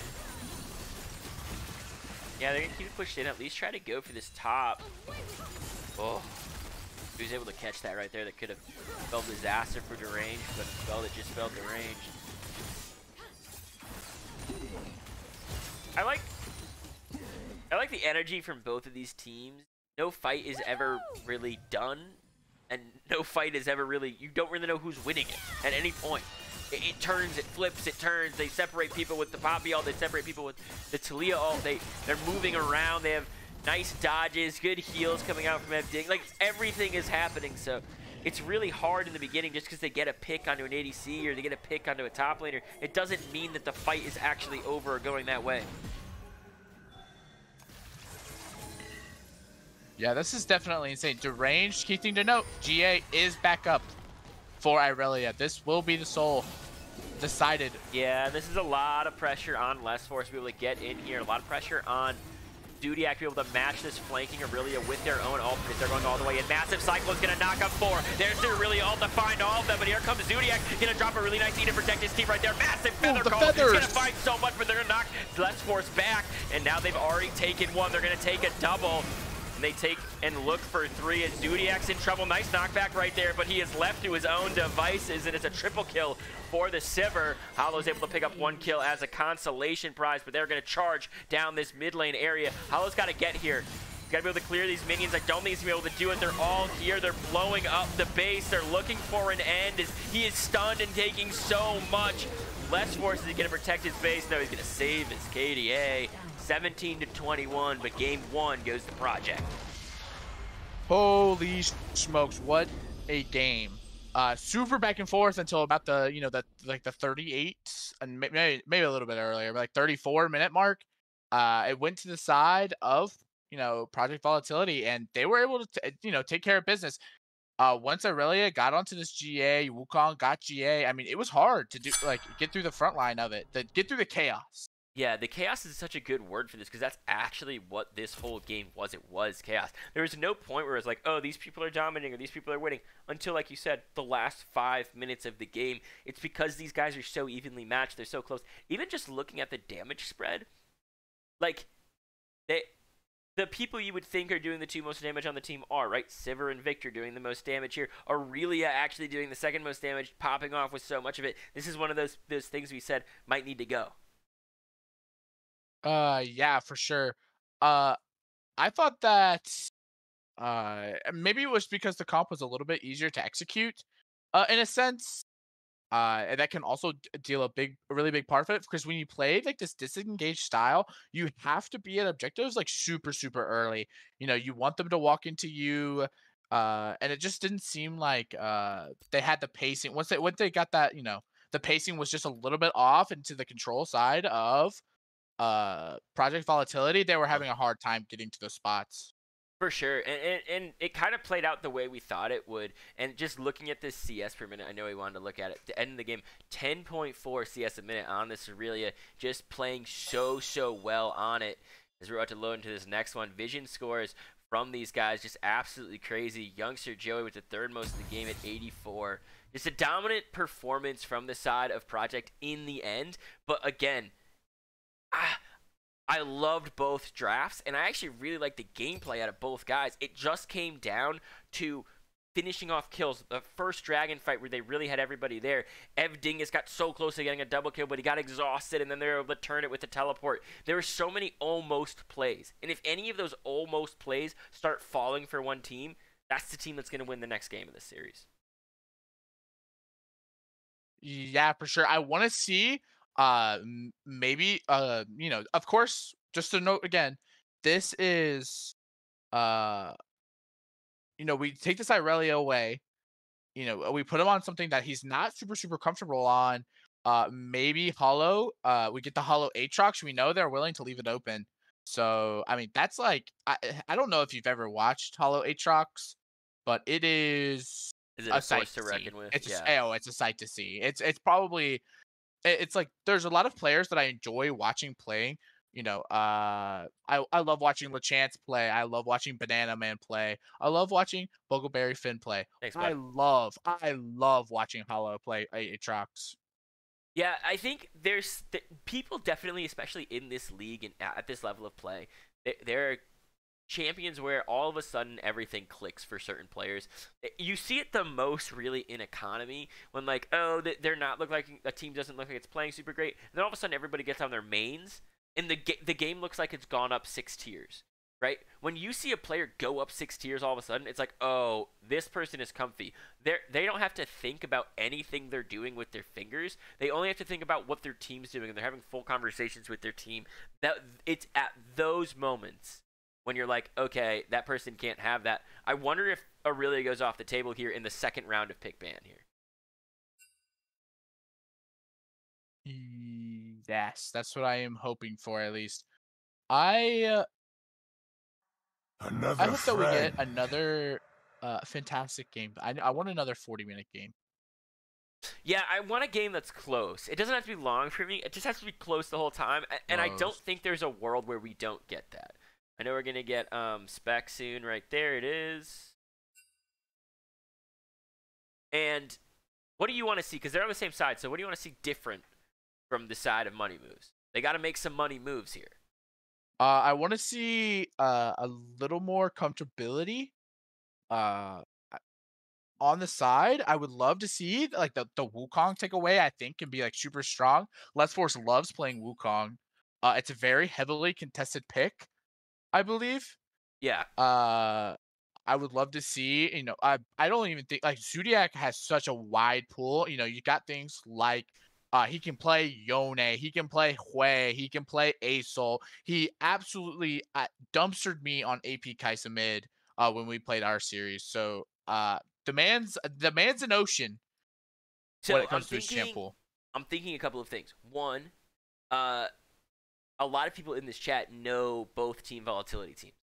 And a lot of people are watching for those reasons. I'm wondering if there's any specific champions they're kind of been hinting at inside of that organization. Because these guys scrim a lot of people. They've played a lot of games inside of this league, right? Financial had 20 teams. Okay? These are just 2 of them. They were each in a league here. I'm wondering so much if there's secret pocket picks we're going to see, especially for a team like Money Moves, whose back is against the wall. You've only got 1 game left now. Potentially. If you're going to whip something out, something special, this is the moment. Skibby telling the truth. Yep, there it is. Both teams suck. I used to be their goat. Yeah, you said it phenomenally. I think that the pocket picks, for pocket picks, I think it favors Money Move sides. I feel like their pools are like they play a lot of champions very well. I know Hollow has a plethora of champions. I know Zodiac has a plethora of champions. They're for Project Volatility is forcing their hand with some of these early jungle games or bans. I mean, yeah. Kind of putting less force in like these positions where where they want where they want him. It feels like they wanted him to play the Xin Zhao because they had this idea with the Poppy with the Wukong. So I think I will say, like, just a peek at the standings will tell you that Money Moves did come in second in their group, and Project Volatility, Project came in first in their group. They had extremely similar records, though. Project Volatility was 7-1, Money Moves was 6-2 in their group, and respectively, both very dominant in their groups. So absolutely. So looking at their game spread too, both teams won a good amount of 2-1s. Project Volatility won 3 2-1 series, and Money Moves won 2. So, this is not impossible, right? This is still very much in the ballpark for both teams. This draft is going to determine so much. I'm the big proponent of the first game doesn't count. I lose a lot of my first games when I play in this series, so I'm a big I'm a big influencer when it comes to the first game doesn't count. Second game's where the series start. Yeah, I do think that the second game has more impotence on the series than the first. Smolder picked first, locked in, indexing into the safe scaling pick already. I actually love that. Evdingus is very proficient on Smolder. He plays it a lot. I know he gets a lot of games on it. Can I tell you why? And maybe in norms. Why? He's used to his mother coming in and solving his problems. That's a burn on Evdingus. That's a fucking burn. Hotter than Smolder's Someone clip that. Someone clip that. Yeah, it looks like they are going to leave the youngster Joey Wukong up, and it's going to be picked. I don't think they'll pick something like Aurelia or the top lane like this right now. I think they'll have an opportunity to ban it. It would be crazy. It could still work. But Smolder actually gets out of trouble pretty quick. True. He has a great out button. Mid lane, please. Thank you for the follow. Zyra picked up. That is a camp's most played champion. I know that is a big pick for him. Yeah, it's gonna be It's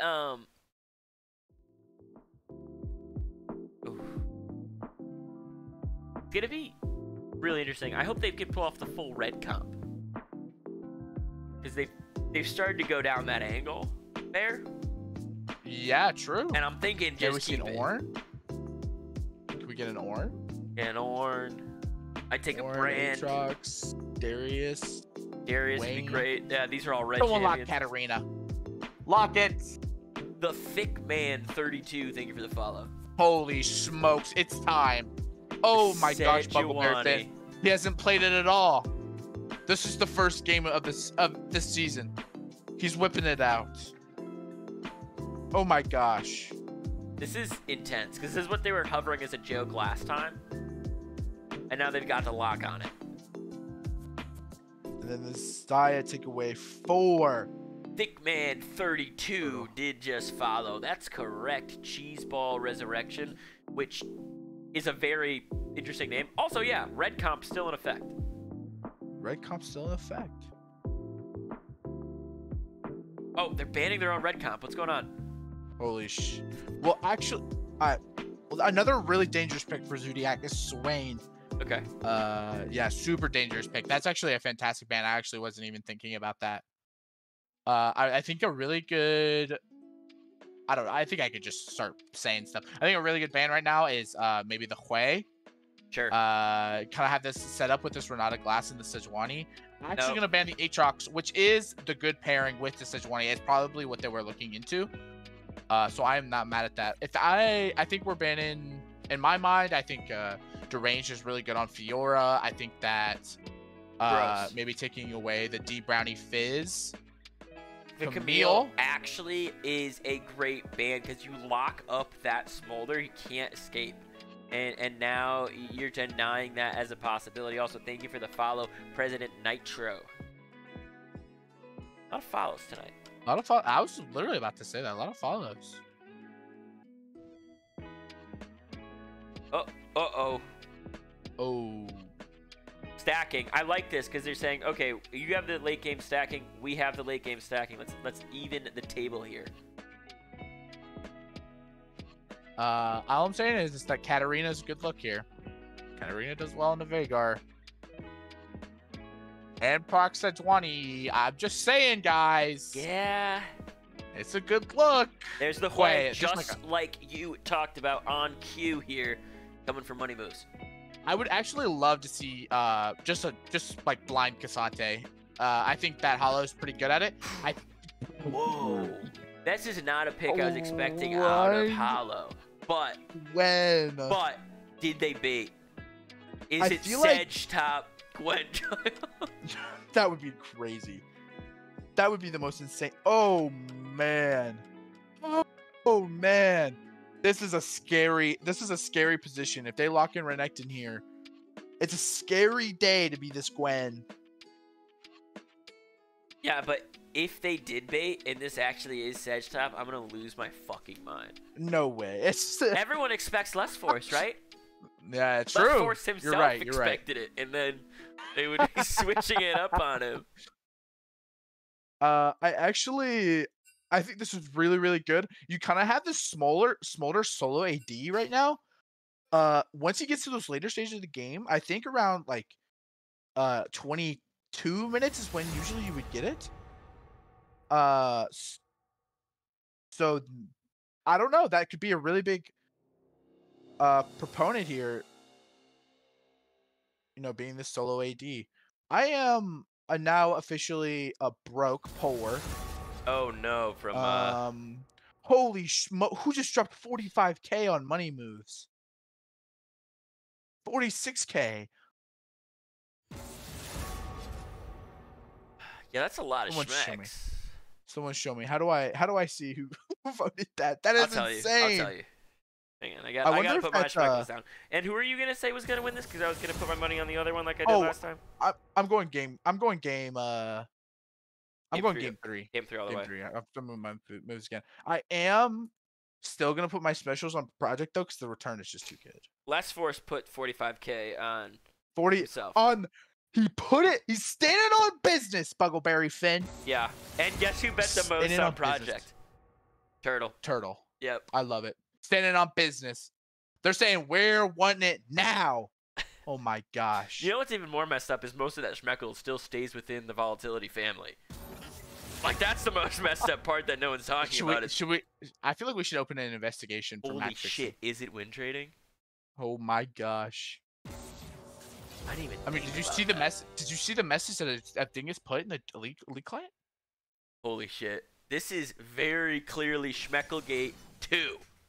Holy. It's not laundering. Holy smokes. And Ferox is in there on it too. He's a part of the TV. I think he might have organization. orchestrated the whole goddamn Oh thing. my. Oh, you should yeah, we should launch the investigation fully. I'll put on my Well, let's. I'll put on my trench coat. Here, no. Give me my fedora. We're going, Detective Bear. Yeah, that'd be. I'd watch the show. I don't know if the fedora would make me watch it more or less, but I'd watch the show. I would definitely do it if like you had terrible catchphrases that were like puns, though. Actually, that would be unbearable though. Oh, nice. That'd be great. Yeah, no, I think it'd be fedorable. So you know, it is what it is.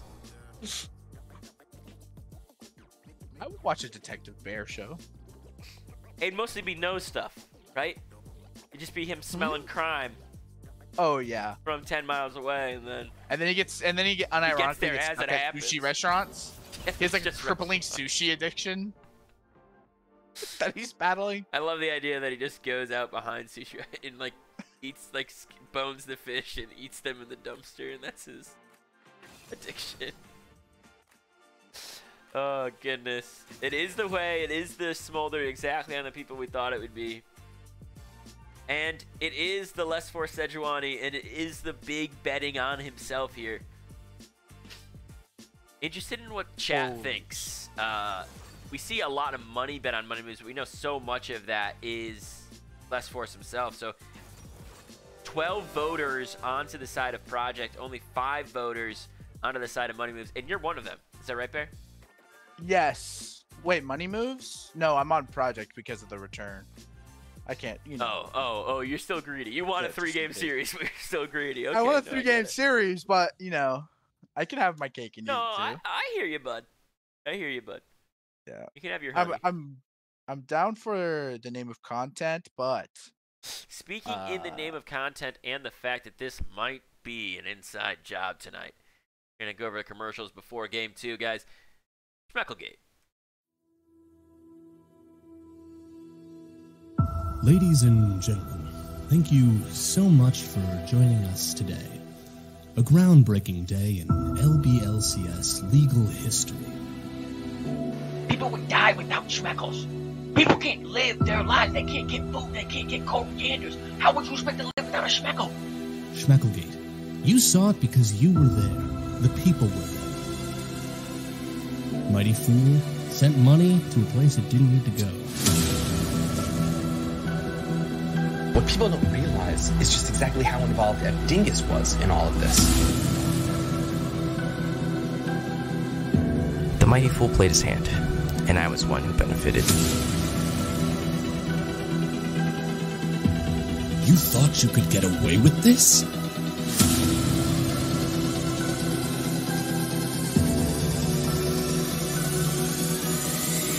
I'm tired of pretending he's innocent.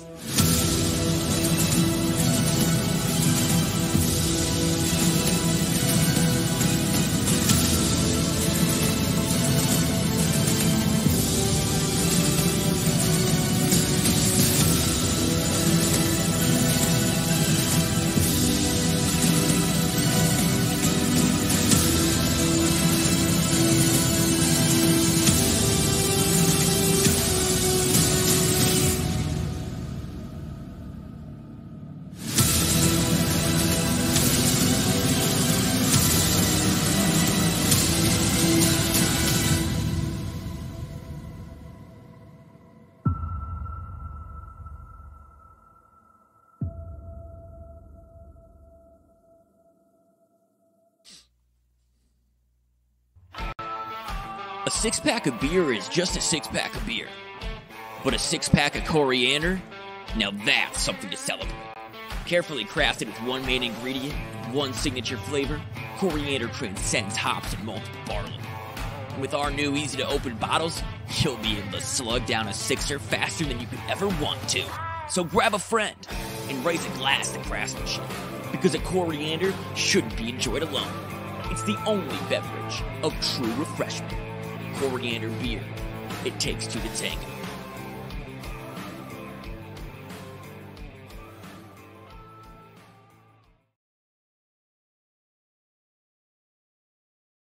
And we're back, and there's definitely nothing on my tongue. Give me 1 second.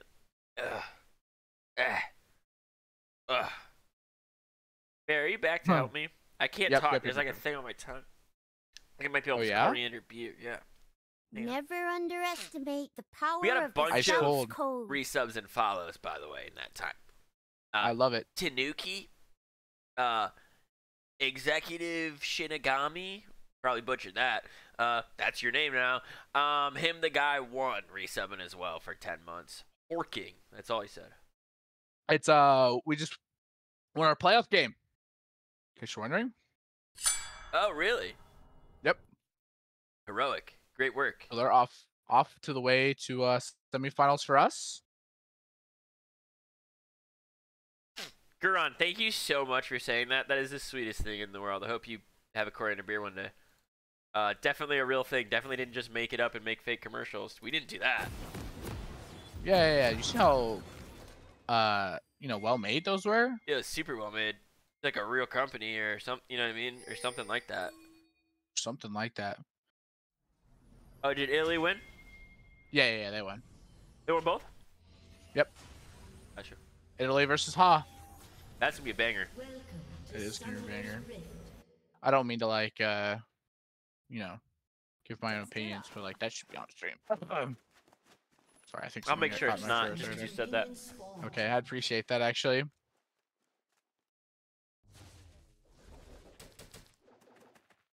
This is game 2 of the Civil boy. War. Game 2 of the Civil War. We got an invade Game already.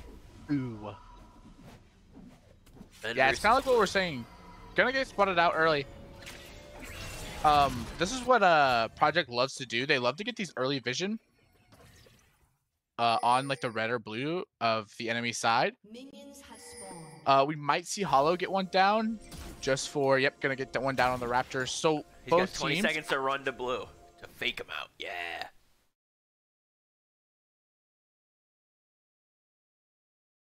Holy smokes! What an angle. This is all mind games. Yo, I think Les Force is feeling himself right now. He's betting 45k schmeckles on himself. He's picking the Sejuani. He's clearing the wards. He's predicting. He's on fire. Keep your eyes on Les Force. Whoever's got if you're wealthy right now, let's go ahead and make him the hunk. Yeah, let's if do you've got it. that disposable income. You're in the 1% Mighty? of the LBLCS schmeckle life. Hashtag eat the rich. Help me out here, but eat the rich. Oh, we're getting a bear pack instead. Oh my gosh, I lost lore. I have no more deep brownie less force lore. And look who it is. Oh, so weird that the person who has disposable income also might be involved in the Schmeckle Gate too. How convenient. Oh, How convenient. truly convenient. The bare fact, we went to the Poconos for LCS finals with me and like 10 other LBLCS members. Last Force was there. Pretty cool dude. We drank tweez and played poker. That's pretty goddamn. That's your good. That's a good fact. Flash gonna get burned. Yeah, I'm taking a little bit Bye. of damage right there. I might be on. What time are you at? I might be earlier than you. Oh, what time are you at? No one's flashed yet, so I'll tell you when they flash. Oh, no one's flashed. What time are you at? Actually, wait, no, deranged flash. Maybe my eyesight's going. Oh yeah? I'm at 304, 305. Oh my gosh, you're ahead of me. I'm ahead of you? Yeah, those happened so long. 9? Perfect, you're perfect with me. Okay. I'm like 1 second ahead, but that's perfect for me to interrupt you. Oh, okay, perfect.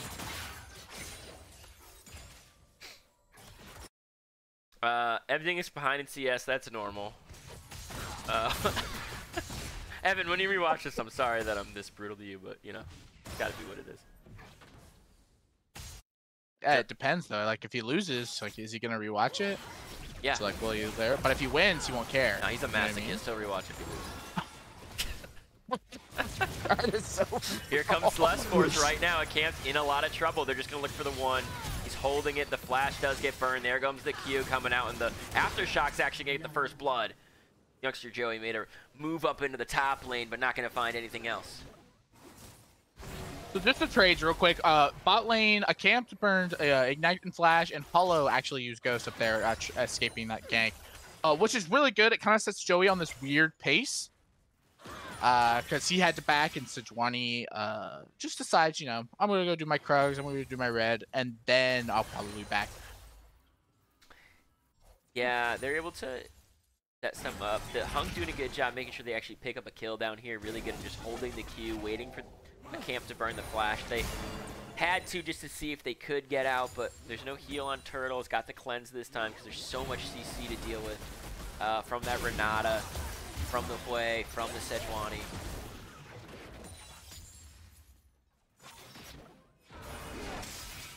This is it. Copy Pasta's going to be in chat now. I am curious about what objective is going to be taken first. Dragon is already spawned. Grubs to follow.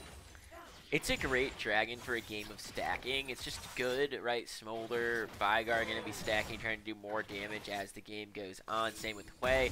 Hwei's going to be able to do super crazy damage late game, but now he's in some trouble right now. Good job getting the fleeing. Nice stun, though, onto him there with the trade. A good chunk. Are you saying that the team with the Dragon should Dragon stack? I am saying that. I'm also saying that it's just good here. Both these guys, that percentage is going to matter, even though it's small. It's going to matter on champions like Vigar, like Hwei. It's appetizing for both. We did see a high prio focus on the Grubs for this side of Money Moves in Game 1, but it didn't work out for them. Yeah, I think it's very different here strictly because of this Gwen. Can kind of do both, likes to be late to the party most of the time, as we are going to see this like a little dance in between. At the Grubs. Oh, they actually are going to try to trade this right back. They're camping to go down for the second time this game as Dingus picks up themselves a kill. Thank you for the follow, Bell Henix, by the way. Love that was going on. Zodiac's got the move here for this Gromp, but Derange is going to get down. And we're going to go ahead and secure the 3 Grubs, going to path over to the Dragons, what it looks like, maybe going to do the Raptors first. It's really hard for Gwen to get this early pressure, especially into Renekton, who is so scary early.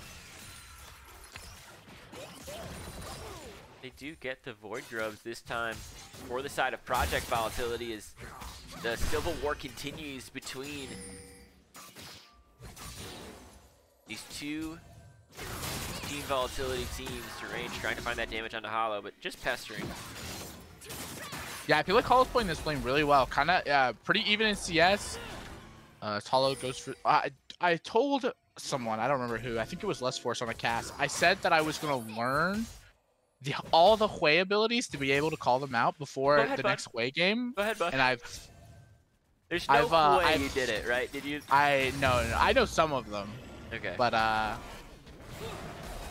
like that one, no clue what it's called. Yeah, they're quite give me on his ultimate. all the names, yeah.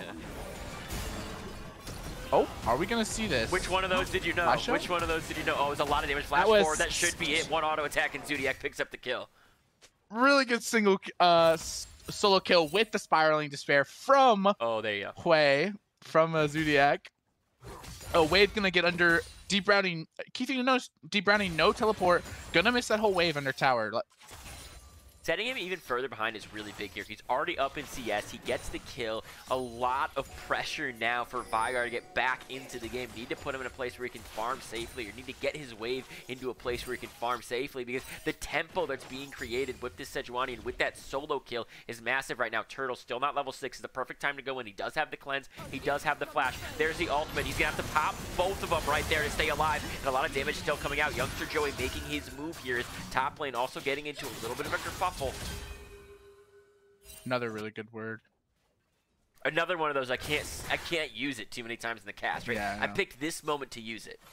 I've already used Noman. That was a good one. Uh-oh. Here comes Youngster Joey. Cyclone really was available, but CC comes out.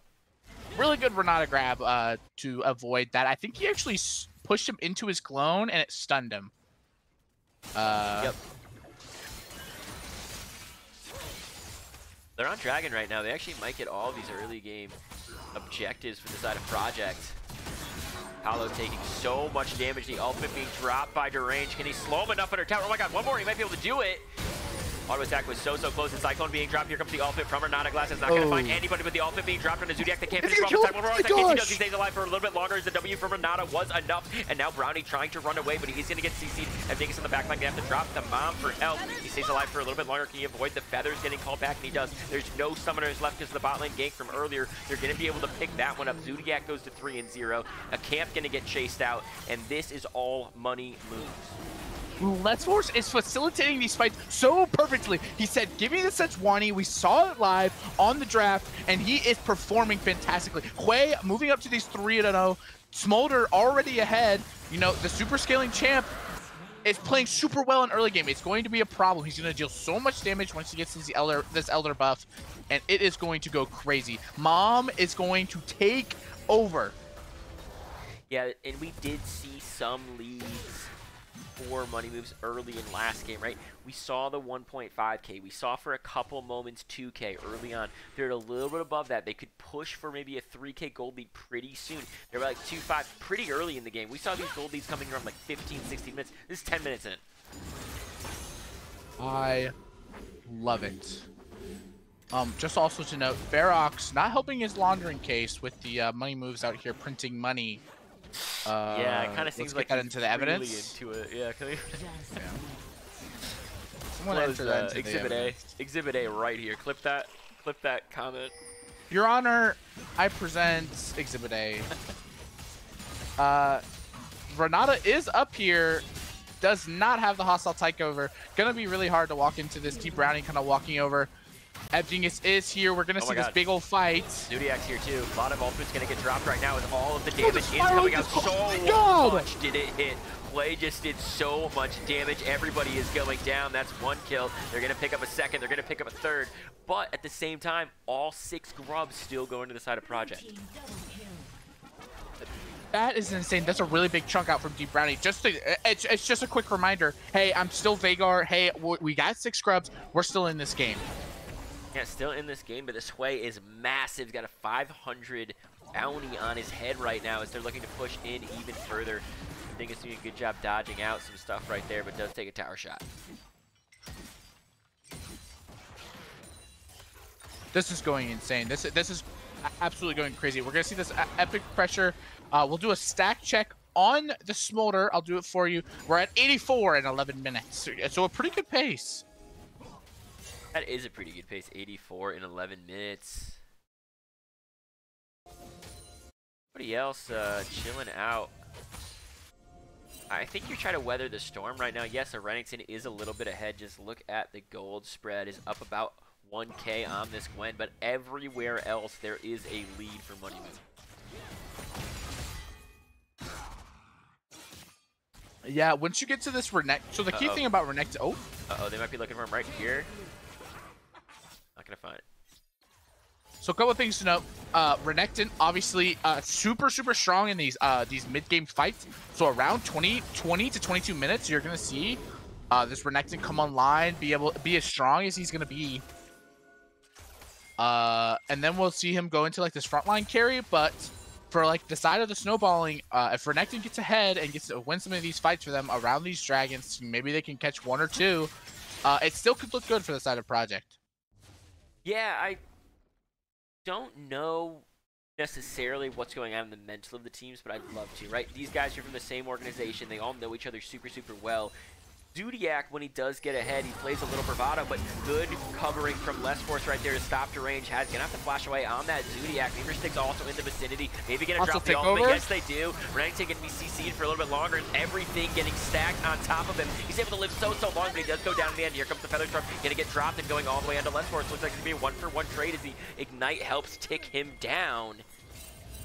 Hollow is TP'd in though. Youngster Joey gonna drop that Cyclone to stay alive for a little bit longer. Get the knock-up flash forward. Massive play from Wei. Can they find a little bit more? Gwen also gonna drop those ultimates, and 11-2 goes the score. Yeah, this is going extremely well for money moves. We're gonna see a plates go over. Dingus is poking, gonna get caught under tower, maybe because Mom's gonna be called. Classic Dingus. Classic Dingus. Oh, wait, Mom's always gotta bail him out. Mom's always gotta bail him out. 3-0 and 4 on the Smolder, 5-0 and 4 on the Hui. They have the money where they want the money this time. Last game, I think Mirror Sticks actually got a double kill on the Nautilus and was like 3-0. So much of the early gold that they had, I said that in air quotes, was actually on the support. For sure. We're gonna see Rift started, but maybe not that interested. It is a little scary to start these objectives, obviously, because we're so strong. They're so strong on the side of money moves. We might see a little bit of a dance. D Brownie's down here. Hui, keeping a note. Hui has TP. Deranged doesn't. Yeah, and that thing is just trying to cast those spells on repeat, non-stop, pushing things back out. Zodiac is tasked with dealing with Deranged down in the bot lane.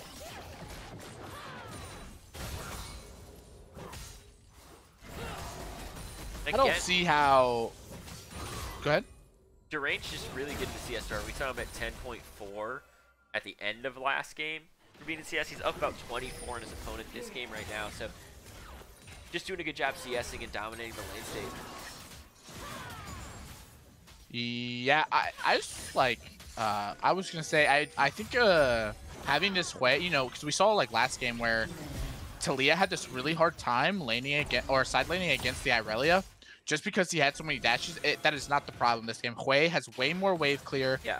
We are going to see this. Is this the Dragon Beam started? Yes. The build is the right build to deal with the Hui, though, from the Renekton. Has the Eclipse, has the Merc Tread, so can deal with a little bit of that constant pressure. And it is going to be their first Drake if the game gets picked up. Yeah, I feel like they didn't want to risk it, you know, with the Renekton being so at a point where he's so strong. Yep. Just because of his stats. So it's a good dragon to give, you know. It's just a Cloud Soul. We are gonna get. I didn't see which Drake we got. Oh, Chemtech. Yeah, did get Chemtech. If you're watching at home, the layout I have has no Chemtech picture, so you're gonna see the Cloud picture for the rest of the game. That's the low budget quality we've promised. Of course. I would expect nothing less. Maybe from LeChance, I was. Maybe I could thanks, bud. Maybe I could add like a little tiny bad picture, like of a crayon drawing of a C up in the top left corner that would simulate Chemtech. Oh yeah, that could be pretty good. That seems like a good idea. Yeah, everybody needed that. It looks like LBLCS needs to take down the mid lane because he's jumping right on into that Herald. I wonder. Now this is like preemptive speaking, right? I wonder, because of this early game pressure, if this does go to a game 3, do you ban out the Sejuani early? It's just a key thing, a little thing to note. That's maybe like just so we can sit on. But we're seeing he's put his tempo's been really good. He has great pairings on the side of this. You know, with the Gwen, he can have this Hui set up. I just think that it's a super strong pick for LBLCS. Maybe he doesn't beat the Sejuani one-trick allegations, but you know, a win's a win. I do think too, like LBLCS is really good at just like the communication part of the game, and being on a tank makes the communication part easier. We're talking about comfort picks and how important they are even at the higher levels, right? And some of the things too is just like, do you have to think about your gameplay, or can you just focus on helping your team figure out where they should be and where you need to ward and what you need to do and timers and thinking things for everybody. So when you're on these comfort picks, these big tanks, these kind of like mind-numbing champions, you have that ability to range, getting behind Zodiac right here. Good flea though. See, this is like kind of what I was talking about earlier. Like, it's just a really good kit to deal with the Renekton. Has the super big wave push, has the protection of the fear, and then the speed up to run away. Just a note as well, Pickle Hater 77 asking for a stack check. Dingus is at 155 as of right now at 18 minutes, and D Brownie is sitting around 122. So this Veigar got quite a lot of AP right now. You know, has the first item finish, you know, maybe going onto the Sarah, so he has a little more survivability to survive these Hui combos.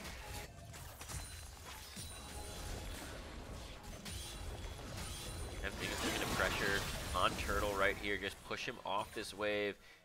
And Smolder's just happy to farm, whether or not he's up, and right now he is up. He's got those kills, and he's got the CS lead here.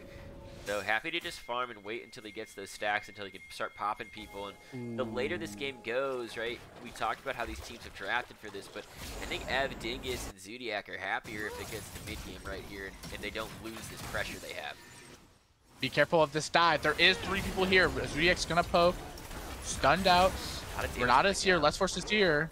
This could be really dangerous. Let's Force trying to go in right now. It's super low on this tower. One more auto attack does it, and there comes the rest of the damage. Brownie getting very low, but not getting taken out right now, as here comes the monkey. Gonna try to come save him here. A little bit of damage, no auto attack. Deep Brownie actually able to flash away and stay alive. Nice knockback right there. Oh, really good hostile takeover.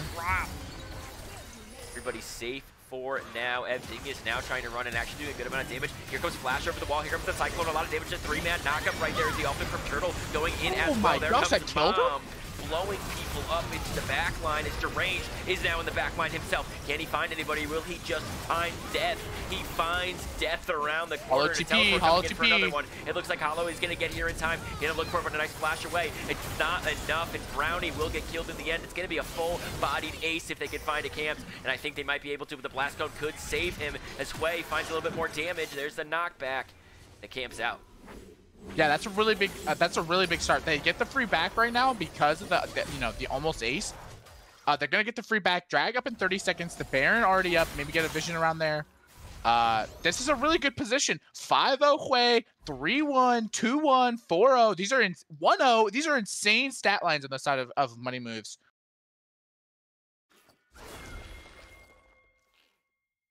Yeah, the Smolder ult there was massive. Hwei did so much damage constantly. Didn't pick up a kill in the fight, but got 4 assists. Was involved in all of them doing so much. That Renata actually, I think, was the MVP of the fight, dropping that hostile takeover like you were talking about onto 3 people that were looking to engage onto 2. So really well played here from Money. I love it. You see the drag go over to the side of Money Moves. It's going to put them on 2. Baron Vision being established by the side of Project Volatility. This top tower is going to go down for Deranged. A nice little payday for him. They're going to start they're going to start paving the way over. Maybe grab the Scuttle Crab, clear some vision. Gold lead is 6.5k right now. The kills is actually, I think, what can get to your mental if you're not talking your team up here. 15-2 looks like you don't ever see the gold, right, when you're playing the game. Or maybe you have little apps that might predict it, but for the most part, you don't know the gold in the game. And so could be in trouble. Oh, like get the E-dash. Here comes an ultimate from Let's Force, going to hold in place for a little bit longer. As Zodiac's moving that move speed, trying to get here faster. Camped around the corner. Super close, by the way, on the Smolder check. We are 11 away from this champion being online. Ultimate getting dropped from Deranged, trying to look for something right here as Let's Force is here to protect the rest of the team. And they have pulled the Crocodile closer. He's able to do a lot. Good cage right there to protect for longer. They've started up this Baron, which feels like a little bit of a desperation play because these guys are all right here. And they know about it. Gwen's still slide splitting though. A lot of damage coming out. They're able to find a little bit of damage. Here comes the ultimate from Mom's. Not going to find anybody, but the bot lane tower is going down. A camp now in trouble because Let's Force goes over the wall. The Hunk is going to find himself a kill. And Baron's going to be started up. Youngster Joey wants the steal. If he steals this, I'll go crazy. I'll scream. I'll wake up my whole family. Gonna die. All right. No, it's him that's gonna die. Yeah. Oh. It was close. It was close. I saw 8. I think I saw 892. I don't know. I don't know how close it really was, but that's what I saw. Oh, and while that all was happening, we were sitting there looking at the Baron. Hollow taking the whole base. He took an inhib, got a little bit of damage on the Nexus towers. So that's a lot of pressure being created. Yeah, and now they have the Baron to amplify that pressure as well. They're up a lot of gold here. They have the Baron, they have an inhib down, so they could push this to a game 3. For sure. I mean, we have reached Smolder is online. He has the 225 stacks. He's ready to apply this Baron damage and this Baron damage, and the Elder Dragon buff he gets.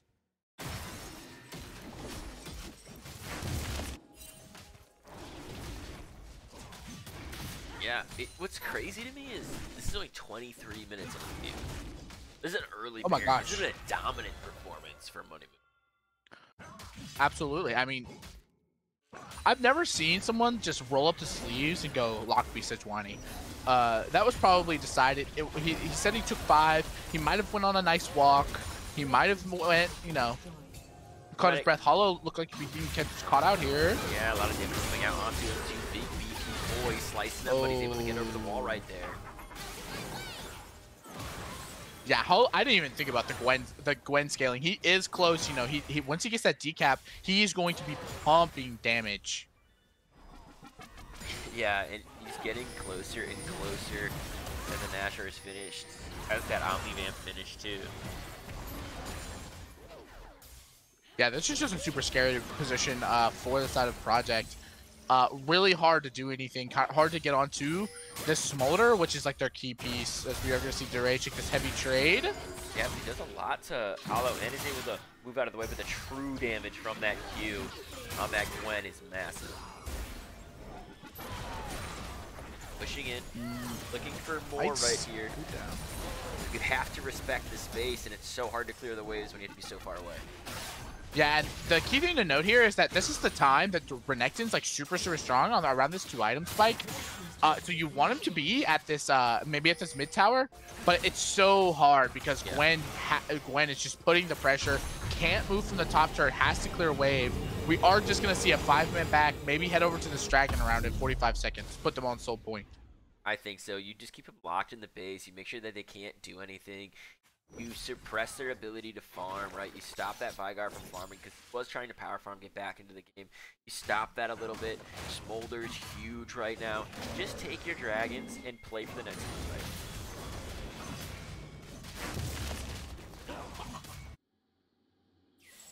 There's no room for error. There's no room to allow Project to get back into the game because if Project wins one more game, Money Moves is out of the playoffs. This could be, you know, they have to look to give this really hard to do. Turtle doing a pretty good job of trying to keep up. You know, it was so hard because Smolder kind of got ahead, and it's just a really difficult, especially when you can get onto these things like Renata, where like you want to send the Wukong in, but it's like you kill the Smolder at what cost? You can just, you know, get that I forget what it's called. The Renata W though. It's just super hard to kill you know, these targets. So it's practically a free GA. Also going to actually go all in on it. Take this right here and teleport being dropped as well. Massive 3-man Cyclone can do a lot of damage. Here comes the Redemption to try to heal them up though, and it does land. Everything is going to drop the ultimate too. He does have those stacks. They're going to pick up one. That's onto his way.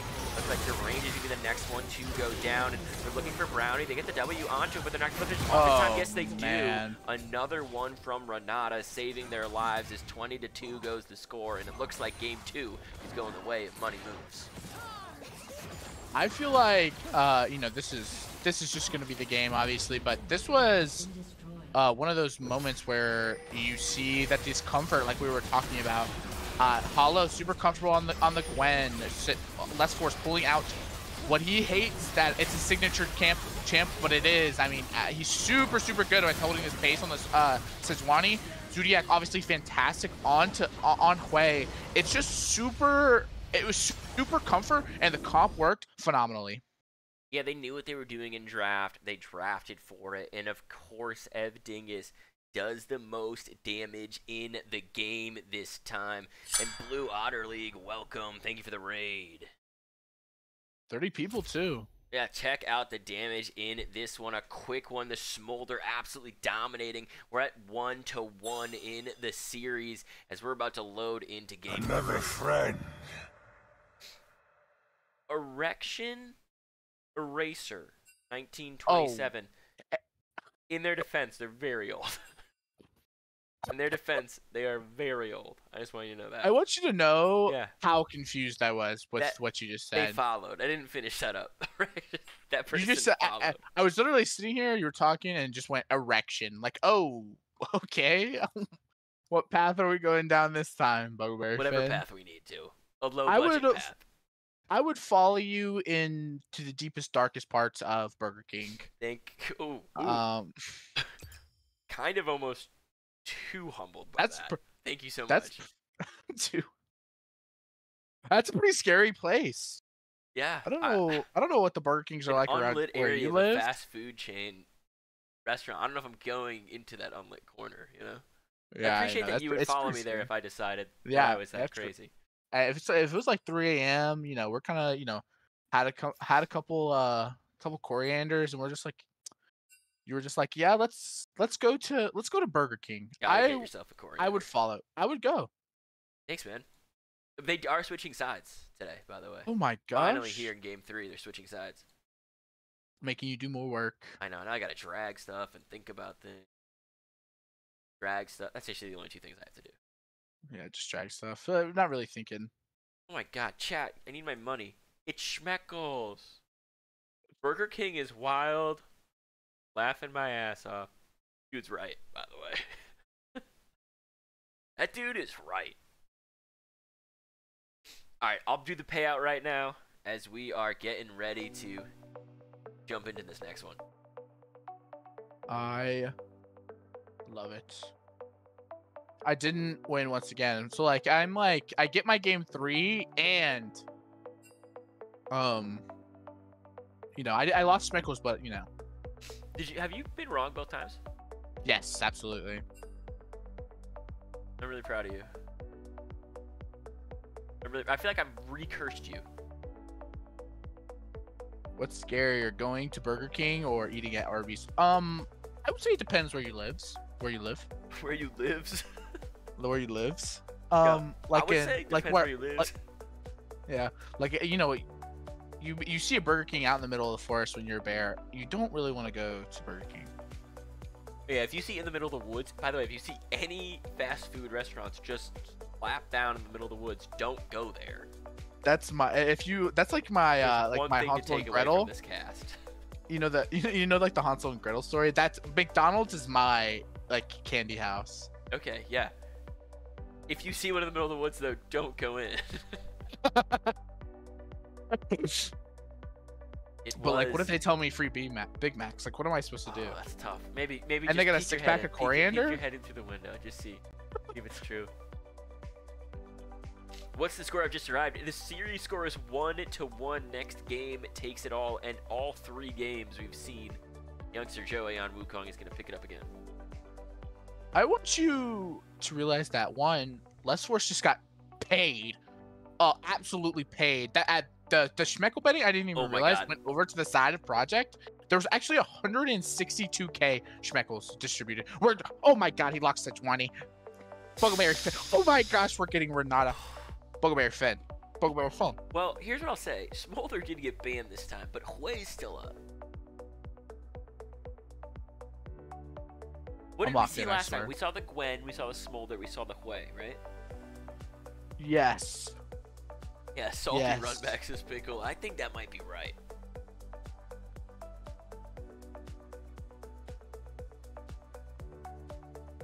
I'm afraid. Braum, okay. Really good pickup. I'm pretty sure Braum can block the hostile takeover. We're actually going to get the Sivir. Also, once again, someone that can block the hostile takeover. For themselves, yes. Which is probably the person that's going to matter the most. But if they pick things like that Wukong, you're really technically still on the table for Project Volatility, but a risky take early when they have so much room to counter. Aatrox still available as well for the side of money moves. Target, oh my gosh. I love that with Wukong. That's a crazy combo. Also, Aatrox available right now if they want to just find damage. They're going to go with the plan. Yeah. They said it worked last time. Let's just pick it. We get 2 bans to ban some assassins out. Akali already taken off the table. Been taken off the table every single game. There's the Fizz. Yep, the Fizz. I love it. We're gonna see this. We're gonna see this ADC pick here probably on 4. I'm excited to see this because you have 2 options, right? You can ban. Okay, you ban the Gwen out. Now with this last ban, you either maybe take something off Evdingus that maybe he's a little uncomfortable. He's a little more comfortable on, or you're gonna get rid of this Aatrox.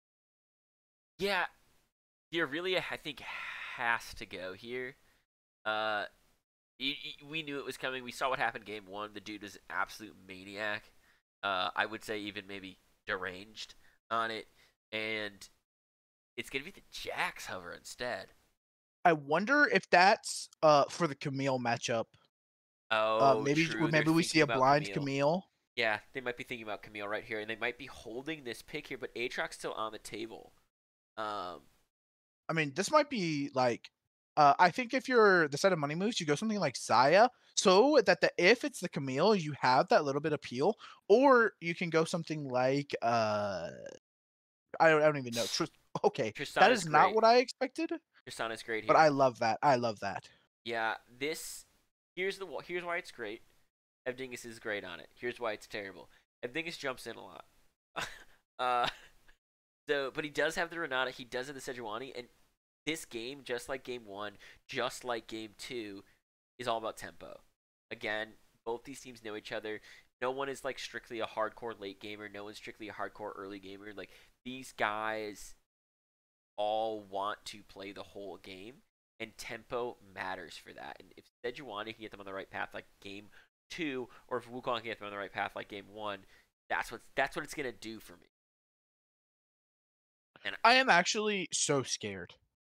100%. I think that this top lane counter pick is so massive for Hollow. I mean, he is probably like one of the scariest people in lane. Like I said, the Camille blind pick, you can go a trillion things. The Aatrox is here. You can slam Renekton to get rid of the shield, I think. Yep. I think this could be there's so many good good pieces of the puzzle that could go here. Looks like it's gonna be the Mordekaiser too. This is huge to pull out certain people from the fight. One thing I will say, you can mess up and accidentally ult Wukong as he clone shifts. And I would love to see that. That is true. I would love to see that. That'd be very entertaining. I just want to... Oh man, okay, so once again, I don't know how up to date you are. Mordekaiser just got this change. Ult is no longer QSSable. No, can't cleanse, can't QSS, can't nothing. Nothing can get out of it. Whoa. Okay. So once someone's in, ding ding ding, you're stuck there. You've been taken to the Bermuda Triangle. Mordekaiser's there, and he's ready to rumble. Yeah, enter the octagon and fight your way out. This is the only way, kind of thing. I love this here from them. I actually think that what we've seen is also like disruption wins, right? Poppy had the massive disruption in game 1, able to close it out, right? Game 2, the Sejuani's disruption was so high strung the entire time that they were able to take the game. Game 3, I think, is also going to follow that same theme, like this disruption theme.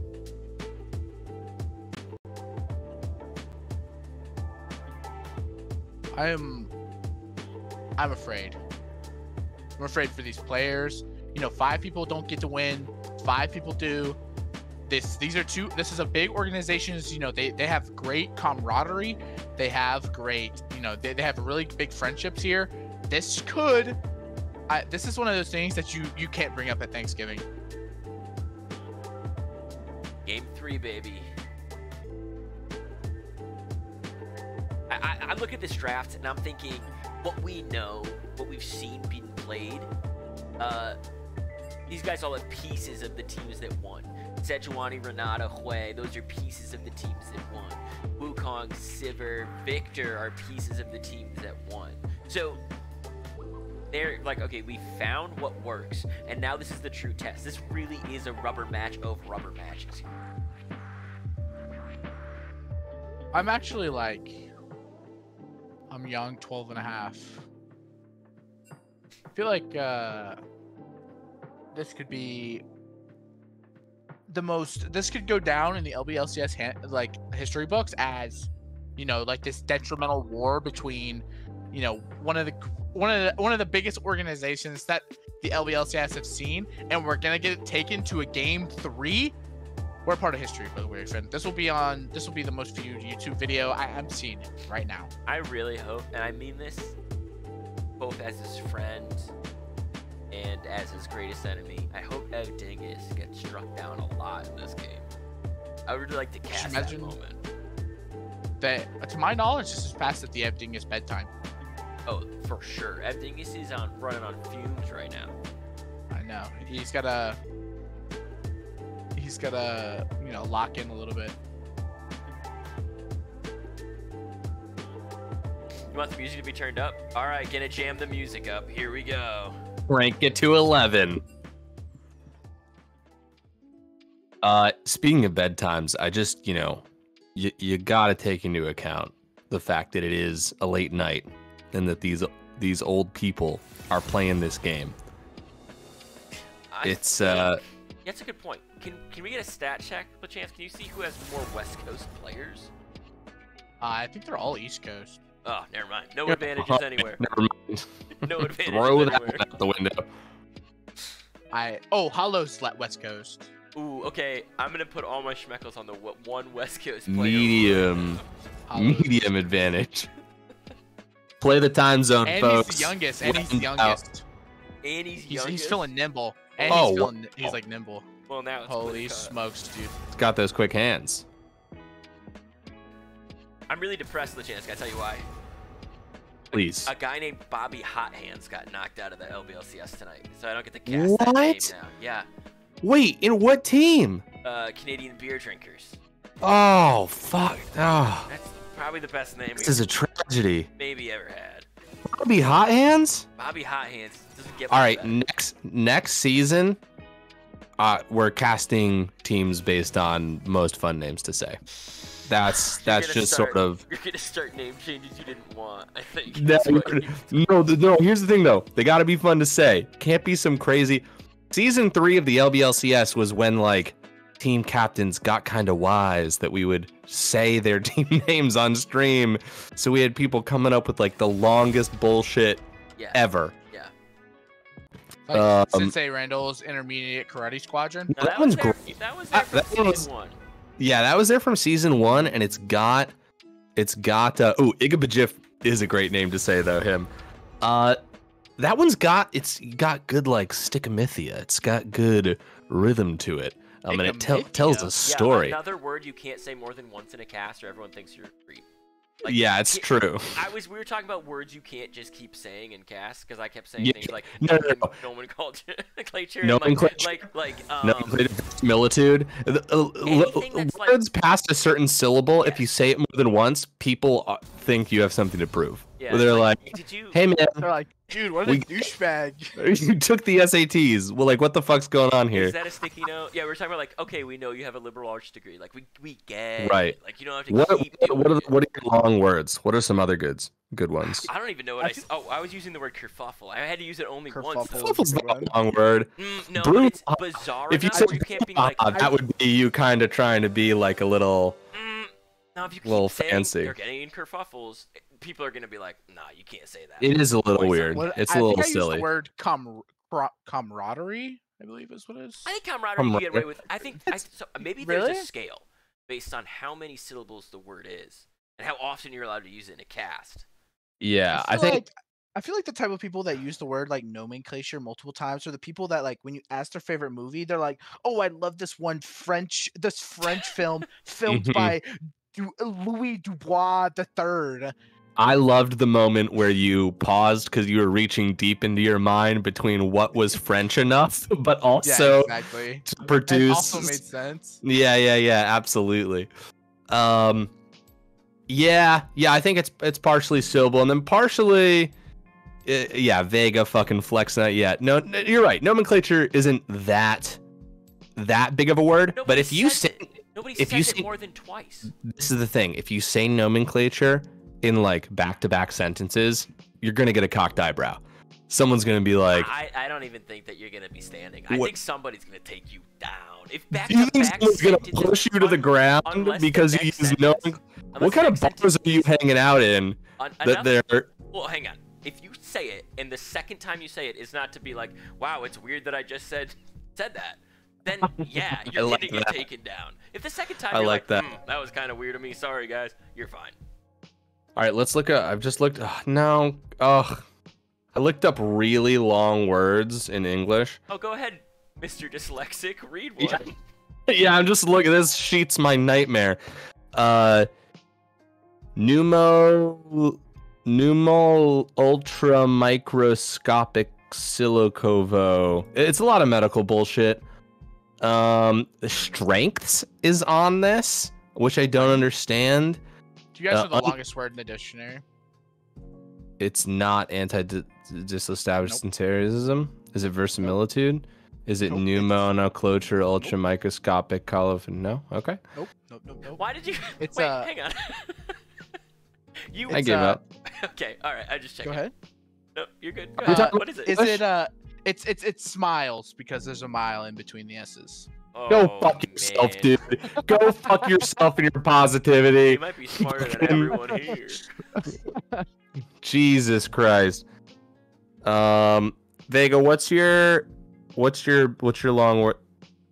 Oh, yeah, absolutely. It said a lot. I don't think it would appreciate my dad joke. No, it was good. Strengths is a very long one-syllable word. That's true and named. Mononucleosis, pretty big. What's the Yeah, word for that's in on fifth grade, that's a big flex. Wizard of Waverly Place? I think it's like microsis aliophobia or something like that. I'm just old enough that I miss the Wizards. Really great show. They're making a reboot. I think I actually heard that. Hippomonstrasis equipedialophobia. Is that real? What is that? Fear of hippos? What the? Hold on. What's the fear of long words? I have that. Oh, it's a long word. Why? Why would they do that? Who did that? To fuck with them. To fuck with them because they're cowards. Oh, that's it. What if Hippomonstrasia alio? Yeah, that's the fear of long words. That's like saying like if someone had arachnophobia, instead of being able to say that, you had to get a giant spider to tell people. Like, that's what that is. Dude. Oh shit. Yeah, it is. That is the word. Also known as sesquipedalophobia. This ironically named phobia is based on the Latin term that means long word. Oh. That's so fucked up. Some dude was cackling when he named that. Imagine the therapy session. You know, you're sitting down on the long couch. You're like, all right, what's got you? I have hippomonstrasis, and then you just scream and can't even get the word out. I was thinking that there's no way it wasn't a bunch of dudes that thought of that. Like, add another letter, add another letter. Is this game 2? Game 3. You've got the game 2 slide up there, dude. How is I as an audience member supposed to know? Well, you're supposed to be watching all of the games. Also, you came in here at game 2. What? Hey, dude. So this is even more embarrassing for you. I'm part of the audience tonight, okay? You're on the the voice of the people is what they've been calling me. I can hear them chanting it from the crowds. Nobody correct them. I think you're mishearing. I think I'm hearing LeChance Lick's toes over there. Nah, dude, that's someone else. It's pretty loud. That's another guy. Also, that's Buggle, another what time guy. are you at? 49, 50. Have you guys not caught wise to? You got to stream on Discord. Yeah, Vega turn me on to. I don't have a computer that. I feel like I have a computer that can stream. Oh, that's right. What are you at now? Schmeckle betting from my phone because I can't do it on my computer. God, dude, you're fucking. You have a steam-powered computer. Yeah, dude. Hey, look at the chat. That seems like people are. Seems like there's chanting like voice of the people. Nah, that's a block of text, man. Wow. Well, listen, you guys have been doing such an incredible job. Did you put Schmeckle I don't want to. Because I would. I don't. This is my. I don't know. I know the passwords to my other Twitch accounts. This is the only one I'm logged into. This is. Yeah. I think you should put it on Team Volatility. Okay. Tell me why. So one of them has to win. Wow, that's a great. I'll take that bet any day of the week. Okay, I will watch this, Vega. I will click on this link.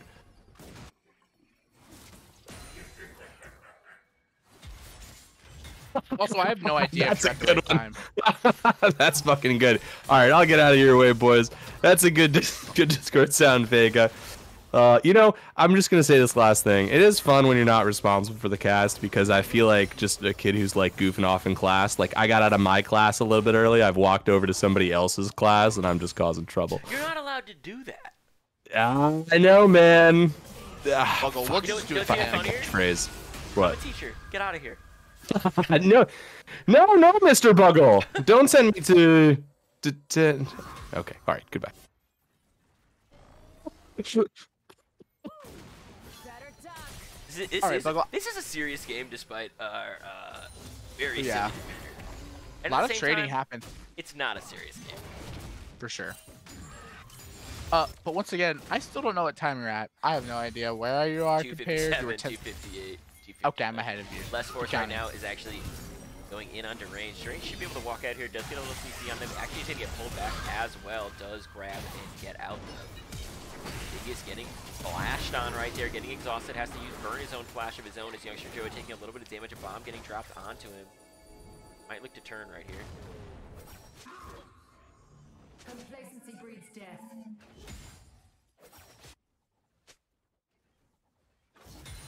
This is a very intense early game. Deathless. Deathless, but intense. A lot of fighting. A lot of summoners burn just looking up and down the left and right side of your screen. Camp burned all of their summoners already. Have Dingus having to pop that flash. Going in again. Youngster Joey already behind them. Punching and kicking. Almost taking down Have Dingus. Oh. Oh my gosh, it's like the same play style, back and forth. Stop, yeah. We're seeing, I mean, we're obviously showing like where the tools are being used, right? Like Joey's putting his eggs into his bot lane. Less Force is putting the eggs into his top laner. I mean, just two ganks back to back really shows like these players are feeling the pressure. I think they feel really committed. We talked about the tempo being so important, right? And they feel responsible for making sure they can maintain the tempo that they've been bringing to the other games. They want to be successful in one of these games. Mordekaiser now has a really good position in pushing into him right now, and he has a CS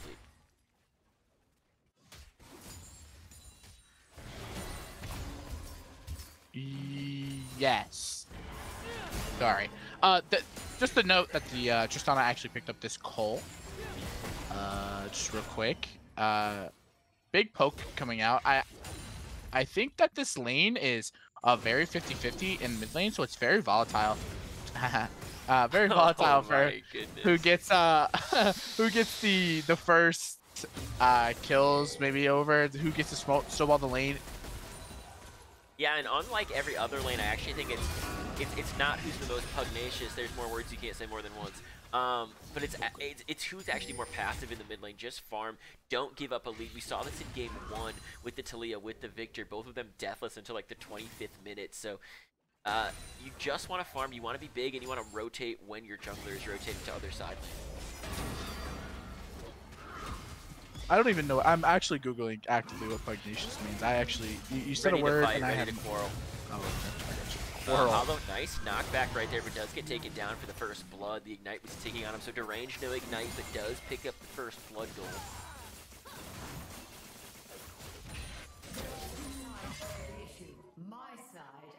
I can appreciate the early ganks kind of being shown. Less Force is up here, maybe looking for something. Pinging for it. Hui has this early aggression mid. I'd assume that the grub fight is going to be intense. We are seeing the double TP come out from mid and top. You know, we're already in position. Maybe it's good to just go ahead and give. Grub going over to the side. Right now onto Turtle. Back and forth, one each so far with these grubs, and here comes Deranged trying to find it. The ultimate gonna get dropped down onto Less Force, gonna get absolute shoot out and defeated as Hollow is going to pull Youngster Joey into the death realm, but it's actually the surprise of 3 people waiting for him. He's gonna flash over the red buff wall and safety. I love it. This is going quite well. This is kind of what you want to see. Oh, really nice side step. Dingus right here, getting super low. Yep, you know, run out of there with the bailout. Memer sticks to a very good use of it. We are going to see this really heavy trade onto the side of this Camille. Last Wood Grub is going to go over to the side of Project Volatility. That's actually a 2-1. Joey looking to have some mayhem here. Maybe have been spotted out by Less Force. This is cool, guys. The cousins dancing back and forth. Zodiac going to come, take this quick little trade. No big deal. Gotta clone out.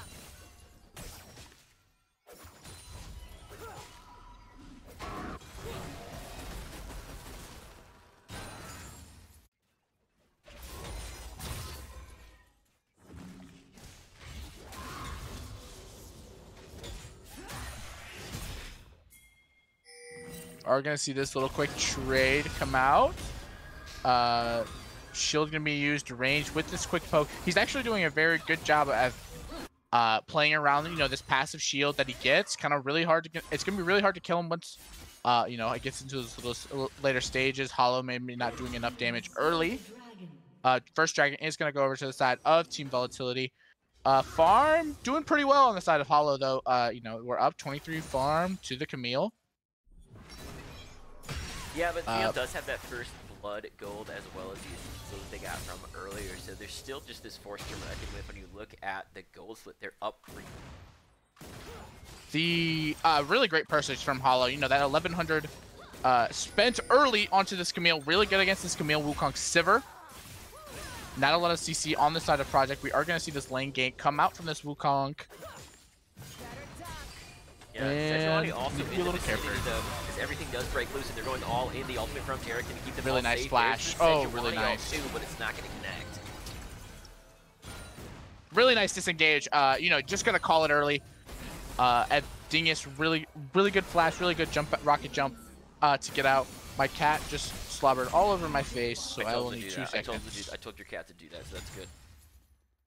It's good that your cat listens. Yeah, everything as I told you, he jumps in a lot, so he's got to be on the ball when he does do this. He's got to make sure he has the summoners available. Ignite getting dropped down onto Hollow as he gets lower and lower. He's gonna stack that little passive as Durain's gonna have to pick up this wave. Heads up. I recovered. The slobbers didn't destroy you. You're still alive. Yeah, it actually hit my glasses. It actually would have hit me right in the eye. I think I would have vomited on the cast. Bro. Gross. Cool. Yeah, cool. double gross. Cool. I meant cool, dude. Alright. No doubt, no doubt. Okay, looking at where they do have the gold advantages here in this game, right? Up 1.5k.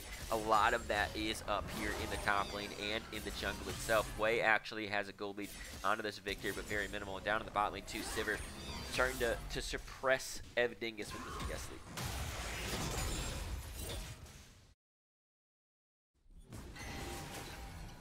This is very intense. The plate's going to go over to the side, so that gold lead going to extend just a little bit to Zodiac. We saw what he could do on this first game, really close to the Seraphs. About 600 gold out, I believe, is the purchase after the components are clear. Grub's going to be going right here onto this blue buff. Smite does go Wukong's way, and the camp has rotated from the bot lane to come help out, as it could be a 4v4 for these grubs. Oh, clone gonna be used. Joey just kind of looking, poking and prodding. Abdingus gonna look for this. Maybe this free tower plate. Gonna get traded out by Turtle. Some heavy trading. Abdingus still has rocket jump available. This is a very delicate balance what's going on. You know, this wave is gonna be crashing to range. He's gonna miss out on it. A lot of gold. Yeah, no Hollow's gonna be walking here. down. That could be actually the important thing, is who has their ultimates available as we go back down to the bot lane. Ev Dingus actually taking tower shots. Is he not aware that he's actually going to die from them? Watch the top lane. Is able to take a grub up there. Now everybody's going to go all in on this fight to range down to the back line. Massive Cyclone's going to find two, but there goes the hostile takeover, and Zodiac could be in trouble because Camille is going crazy on him, but really two of them have already fallen. Brownie now dropping super low. Can he find some damage? Let's Force going to flash over the wall, going to find the double tap onto him, and they do pick him up. It's a 3-for-0 going the way of money moves. Yeah, and I know that Abdingus accidentally died to the tower, taking like 3 or 4 tower shots right there. You know, classic Abdingus move, realistically. But that is a really big fight to win on the side of money moves. It puts them into this position where they can start maybe snowballing with this 20 pressure and with this way. We're actually going to jump in. A lot of damage onto him right here. He's going to make that second jump. A nice flash away from Turtles. We keep him alive for a little bit longer. Back in the top lane to range, trying to find some damage. Almost gets pulled back by Hollow. Yeah, no death realm available. So you know, Camille kind of gets these stats that she wouldn't have in the death realm. So it's gonna be kind of a nice thing to have. Hollow just trying to get this back off. Deranged can be heavily trading. Yeah, Hollow Needs to be careful here. No flash available. Yeah, the one thing to note that Deranged didn't actually take flash. Oh, who got that? Oh, Less Force actually got it. Gonna see this little bit of scuffle. Renata is here. Unsung hero. Nice. Beamer Sticks has been so clean the last 2 games on this Renata. Oh my god, are you kidding me right now, Bug? Or Sammy? I'm Buggle. He's the one that says it. Oh, I gotta do my 10. You cast. Deranged is gonna come in. They're gonna take this quick little trade. Howl's gonna take a tower shot. W shield used. Deranged is gonna walk him down, get the shutdown gold of 150 gold. Over as the team Volatility money moves are gonna take this massive poke onto youngster Joey. Kind of get prepped. I think it goes all the way in. This is a massive ultimate from Terra, keeping them all alive for a little bit longer. Now they're trying to back up away, drop that ultimate onto a camp. A lot of damage coming down. Now they're in the back line. There goes the Cyclone from youngster Joey, finding Dingus, but can they finish him off? One more Q from Sivir, and it is going to be enough as Turtle picks up a kill. Everybody else running from the hills way, trying to get underneath the tower, and they do with that flash being burned. That should mean Drake for Project. Yeah, another really big answer. You know, kind of just this prod needs to be... Oh my gosh! Out of nowhere. Death Realm also available. Hextech Ultimatum is available. Ignite is there. This is going to be a fight. Rallies is purchased. This could be really bad for the side of Deranged. Ignite being dropped on him could be massive. Going to use that really nice ultimate there to dodge some damage. Now he could be in trouble if he has the E available pretty soon. He gets Flash out. Q, Flash Q, Flash Q, Flash Q, Flash Q. Oh my! That's my dog. I love it. I'm getting 10 seconds. I don't even have a drink. I already finished it. I will get you after the cats. I'll do it in call with you. Don't worry. I have no drinks and no corianders available. I apologize. Yeah, this guy's making me get started. Drink on a It's school Thursday, night. bud. Be a rough Friday. Nice ultimate right there. Just Really nice protect the hostile team. takeover. Oh my gosh. Victor's gonna move over. Hui's gonna try to get them out. Poke gonna come out. Joey's kind of looking for it. I mean, this Hui utility is looking so good. This is a super close game. About 1k gold difference. Sammy's gonna give you another 10. Jesus. And then another 10. Sammy, this is like rude now. Okay, hang on. I've got you. Don't worry. Can you take a really cast for a second? I'll be right of back. course. We're gonna see this Rift Terror gonna be taking down. Go over to the side of Money Moves. Less Force is gonna pick it up. Continue to just go. Youngster Joey is gonna look to contest it. Deep Brownie is there. Less Force kind of looking to go over this wall. Joey's in the position to do this. Ult's gonna be used. Deranged is out. Oh, Less Force with the sneaky moves. Zodiac's here to rescue him. Is gonna go down. End up going down to maybe the Leandri's burn. Is gonna go down over to Deep Brownie. Starting to snowball this game a little bit.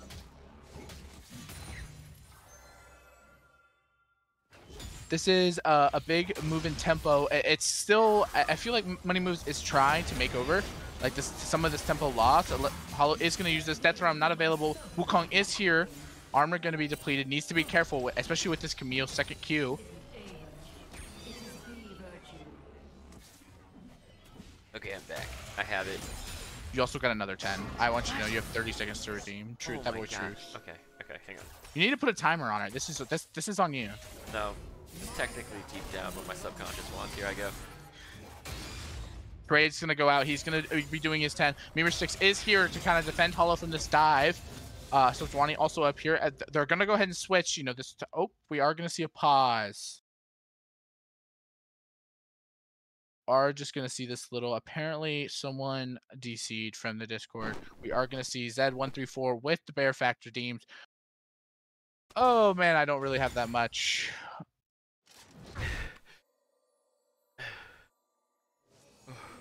Hey, no more. Get out of here with this. Okay. This is. Did I get 10 more while I was doing that? No, I'm safe, right? No. Yeah, you're good. Okay. Oh my god. Oh. You are Pause, gonna pause, see this pause. pause. I got a Bear Fact and I don't know what to say. I need to start writing this stuff down. I got a bear fact. You got a Bear Fact? Go for it. Most bears weigh more than me. True. That's a true fact. I probably weigh more than you. I'm not that. Actually, despite being I bet you small, double. I bet you maybe double, like 2.5 times. Unless you're a freak of nature. Go ahead, give me a roundabout. DM me, announce it on the cast. I'm about 215 pounds. Oh, okay. Well, then I'm not even close then. Good God. The double. I'm like 350, so. I was gonna say, if you're 2.5 times my weight, you are like John Cena, like crap. I don't know what to tell you. That's like fucking 500 pounds. That would have been crazy. I just heard the rumors that you're short, so I just kind of went off of that. I'm very dense. I'm like, I drink a lot of milk. That's probably what it is. Oh yeah, it's the bones. They're It's weighing just you my down. bones. I have no muscle. Just really big, thick bones. Yeah, kind of like the you know how like pugs have like disappearing faces and they have like really big skulls. Yeah, yeah. It's kind of like that, but with your whole body. I have a lot of bones, actually, turns out. I yeah? Googled how many bones I had. They said probably more than 200. I was like, that's crazy. Holy shit. Yeah. Funny enough, I think that's what they say about me too. Milk is very viscous. Another word you can really only say once on cast. It's so fucking out of pocket. That's so funny though. It's true. Oh, What do we got? Viscous and pugnacious recently. What else can we not really say more than once? I don't even know.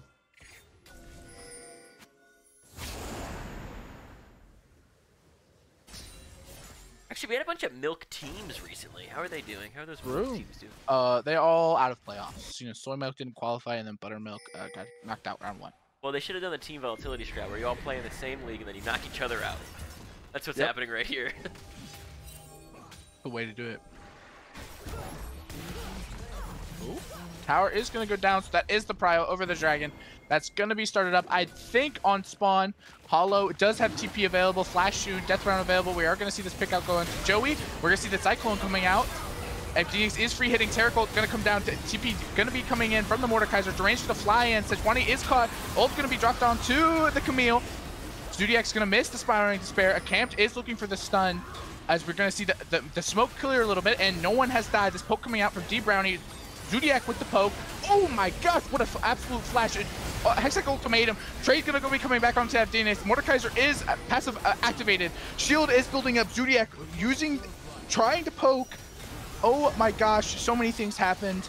I was all over the place. I loved it. I loved it. I could just sit my little coriander that I got yelled at by Sam. Can Sammy not yell at me? Can I go one day in my life without Sammy yelling at me? I think it's going off the wall trying to find a little bit of damage, just trying to make sure they can secure this blue buff with the blue buff trying to reset itself, unable to. Who did the drag go to? Oh, Volatility. Project Volatility. Not, I mean, obviously it went to a Volatility team.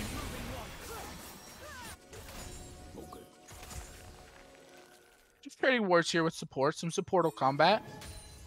Yeah, you know, it's still that small gold lead, right? This is a lot similar, more similar at least to game 1. A small gold lead around the 20th minute, not too much clearly going in one side or the other. Game 2 was a little bit more of a snowball-y blowout in the end, but game 1 was back and forth with that 40-minute slog fest of a match. I think this is going to be another late game here. This Mordekaiser is getting pretty big, but so is this Camille. The mid lane has a little bit of gold, so does the Hui. So if they can get these shutdown golds on this Victor, on this Simmer here, it could be really good. Lemur 6 kind of waiting in the shadows. Here they go. They're going to be looking for range, just to be able to walk away with those long legs. I think that whoever wins this game, I feel like all 5 players have played at such a level that that they've all performed super well in each game, that whoever is like this breakout player, as this is going to be dropped, Zodiac is just going to get away with that WW and to get away. Victor can kind of put this pressure onto the side, this Hui on the side lane. Youngster Joey is kind of fishing for this pick. Zodiac needs to be careful. Gonna get spotted out. Okay, here comes Youngster Joey. Fear's gonna come out. Cyclone.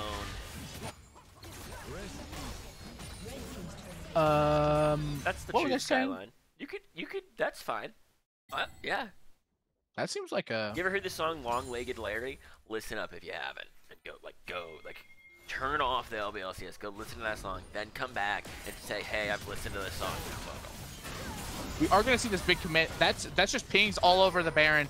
You know, they were in position to do it. We're going to see it back on the Victor. Wukong's going to head over right now. Deranged has got a stall.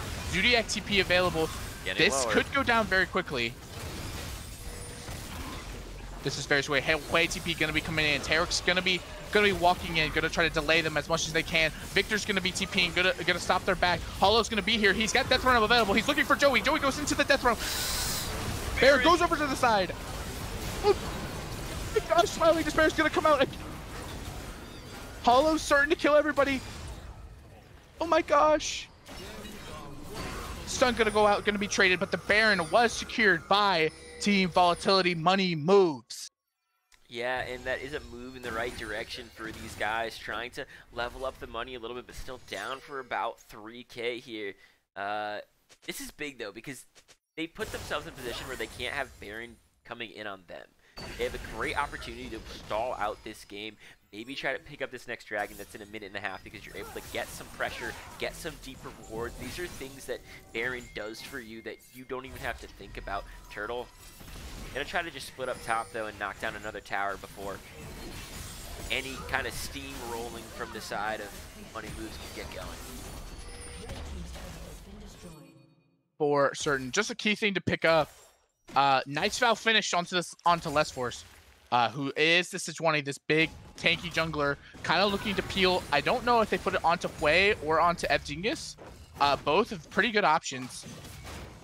So we might be able to see these this pop-off player, whoever it's going to be, here soon. They're going to catch this mid-bot wave. And back to my other point that I was trying to make before I was rudely interrupted by a team fight. We are going to see this team P out. I might not even get to finish the sentence. Looking for this. Clone going to be used. Cyclone could come down. Deranged is here. And Cyclone does go down to all the CC is going to follow it as they're going to pick themselves up a free Hui. Yep, and just the natural, you know, they're going to trade bot tower for it with this Baron push. Someone's going to back. Oh, massive stun predict from a camp, and he's going to pick up the kill himself. That's a really big answer. You know, I'd imagine that Renata's going to drop hostile takeover here just a second, just to protect this tower, kind of zone them off. Need to be careful here. Hollow is going to stick in bot lane just for a little bit longer with these Baroned up minions around these tower. Tower's going to go down. That kind of gives them a little bit of prio towards this dragon. Hollow's going to be backing. Dragon should just go over to the side of Project Volatility. Both carries down, right? Hui and Tristan are not in this fight right here, so there's no point in contesting. It's not going to be the soul itself. They are going to be put onto soul.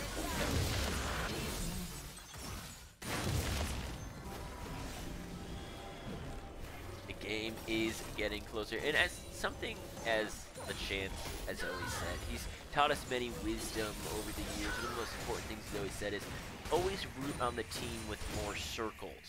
He's a big circle fanatic. He likes circles. Does he know shapes have edges? Maybe, maybe not. It doesn't matter to him. It's circles only. You know what? The Cyclone, the double Cyclone from the Wukong, the Tarek ultimates, all of the circles you have with Victor, the W, the ult. There's a lot of circles on Project Team Volatility. Who do you think is going to be taking this right now? Right now, I think you have to say Project Volatility right now. The snowball looks like in their favor. TV Money Moves is in this position. Maybe if they get a really, really good team fight, you know, they haven't had all these pieces really early. Wukong is going to maybe be caught out here. Clone's going to be used. This could get really dangerous. Deranged is going to walk over. They're going to walk out. Youngster Joey gets out. A camp's going to be with the escort. Need to be careful. Victor is going to be a little bit late. TP not quite available yet. Deranged is going to start doing this grab. And they're just going to take the bot side jungle. Good point that Hui might have more circles than everyone. I don't know if he does. I don't know what he does. Quite a few circles. He has a lot of circles. A lot of circles indeed. Here we go. Nice knockback. Memer6 again just being so good on this Renata. I'm just saying that like one hostile takeover can change the game completely. 100%. One team fight here can change the entire course of this game. Depends on how many people die in it and who dies first. How many circles? How many circles get put on top of circles. According to LeChance, it's all about circles. Okay, stun gonna be tried by a camp. Need to be a little bit careful. Hollow was edging towards like this mid lane fight maybe. Gonna go back and catch his way bot lane. Hui obviously has to match this Victor. Gonna be an equal. I was gonna use try to use an equal word, but I couldn't think of one. But an equal, pretty much equal push. Someone's counting how many Hui circles right now in the chat. That's true commitment to the bit. Appreciate that. I guess everything's come full circle. They're looking for someone in the top lane. They're not going to find anybody back in the mid lane. A little bit of push going on, trying to get some more pressure over by Dingus. He's dropping a bomb, almost gets stunned up.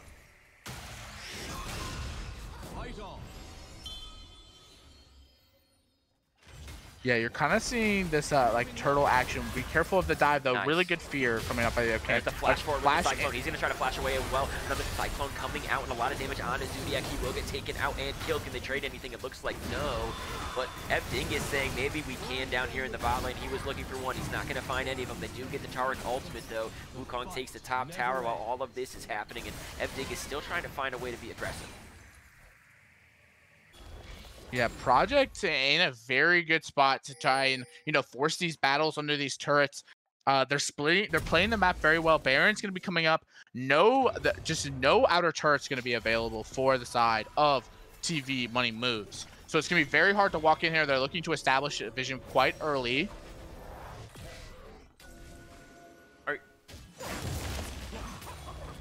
What? Well, I'm just reading what I'm reading this comment from Vega saying that, damn, they did to Hui what Bear does to his mouse. Should you be telling me what you do to your mouse? So, funny enough, just a little, oh wait. Uh-oh. Maybe we should be stating what they might do to a camp right now. A little bit of damage coming out. The ultimate actually from Renata as well. Nothing is going to connect, though. A camp just down to half health. He's going to pick those up and heal. When we get some lull time, I'll tell you. Okay, this is lull. Yeah, so basically, I played versus Anima Gaming. I had to go perfect to win, to get into playoffs and beat Buttermilk. Yep. And we won game 1 quite heavily, and then game 2 we lost because we drafted Shaco support, which is, you know, it happens. Yep. You know, and then game 3 I got 1v4'd by Alawi and I broke a mouse. I smashed my mouse into a wall. Well, Hollow trying to smash everything with the Cyclone coming down onto Zodiac and onto Less Force, and things could be going all wrong for Money Moves as they try to move away from the fight. They're getting taken out. One already down. Can they find another? It looks like no, but now they're just going to march on into the base here by Project. Teleport coming in.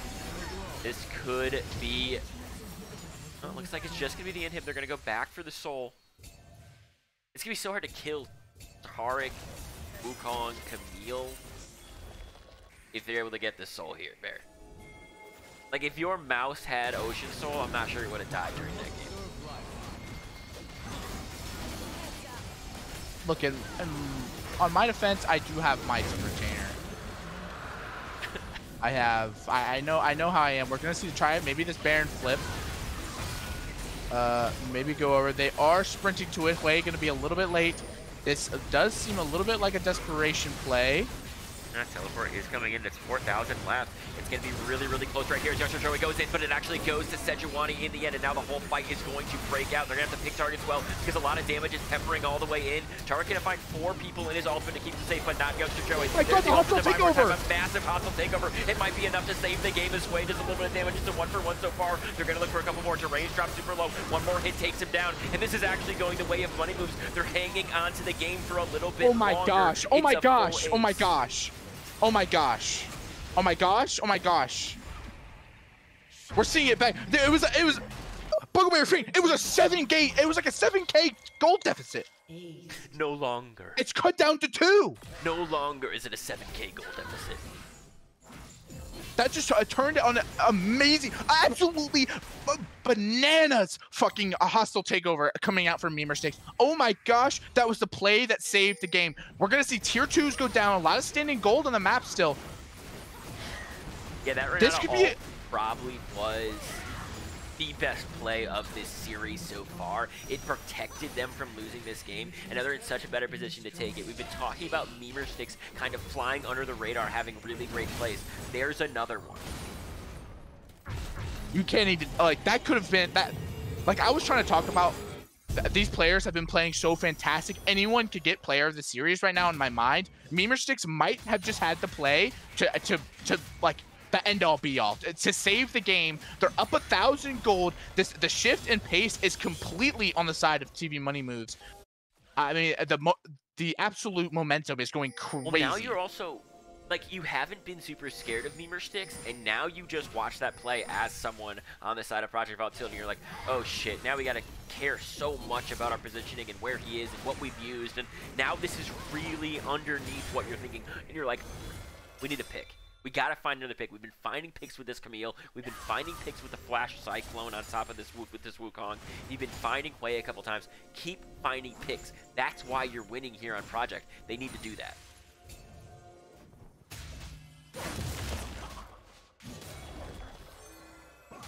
I'm on the edge of my seat, man. We've gotten 3 back-to-back-to-back banger games. Yeah. It's so late. It's almost 11:30, and I'm sweating in my office by myself. Okay. Yeah. So just so to be clear with chat and you've almost thrown up from cat drool on your eyeballs. You're sweating in your office. You're on the edge of your seat. Is there anything else going on? I don't think so. I just want to paint the picture really good. So I'm just trying to get there. I stubbed my toe earlier, and Stub it still toe. That's what I needed. Thank you. That's the piece I needed. Stub toe as well. Goodness. Well, 100% of the gold is on Team Volatility because both of these guys are Team Volatility, and the gold is relatively even between the teams. We didn't even think about how the League of Legends gold plays into this money laundering suit that we're kind of. That's a really good starting point. up. It's been like 400K. The next dragon fight is in 2 minutes. I might throw up. No, we covered that. For you might throw up from this dragon fight coming up. Yeah. I'm like, this is the craziest game I've ever watched. Cool. No doubt. Cool. Yeah. You can if you need to, right? No one's gonna stop you. I'm certainly not gonna stop you from throwing up. Yeah, I have to be careful about how much I yell and what I yell specifically. Yeah. Either I'm way, pretty sure by the way, at the end I got of a this noise game, complaint from a neighbor, by the way, and I live in a house. There's like 20 feet in between houses. I will say, either way, the fans of Team Volatility are gonna be throwing up their hands after this one because somebody is gonna go to the finals. Yep, this is all to face Team Popo in the finals. That did catch a quick, not a quick, it was actually a really long time, but this really long 2-1 that they played yesterday against NLR. NLR was undefeated in the regular season, right? Or in terms of series, I think they might have lost some games, but taking them down is a massive accomplishment, so probably front runners in a lot of people's eyes, but Team Volatility here to strike back. I don't know which team, though. We'll find out soon. Team Volatility will win today. Oh, the bush sit technique. Spotted. Are they going to spot it? No, it wasn't. Was it? No, that's a red. Oh? Joey might walk into this. He does, and they're able to get some damage, but he's able to clone out of it right away, and now a lot of damage coming out as well. But nothing connecting. Yeah, not a lot of key, no key pieces dropped quite yet. Flash is still available on the Wukong. He's just gonna wait a little bit. Oh? They're trying to wait in these nifty little spots, like right around corners, try to bait people out.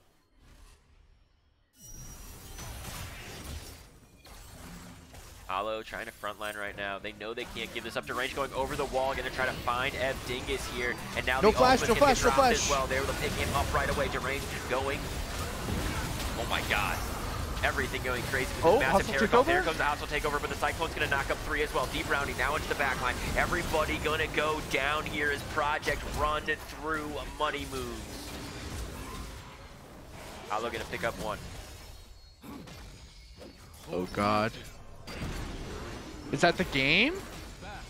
It'd be the game. A camp is just fighting memer sticks, and this is what directed camera says we should watch. Don't watch the end of the game. Okay. Directed cam is freaking me out right now. I'm gonna go back over to the base, okay? Where Hollow is trying to hold on against 4 people, and it might just be the end. But Project Volatility will be on their way to finals.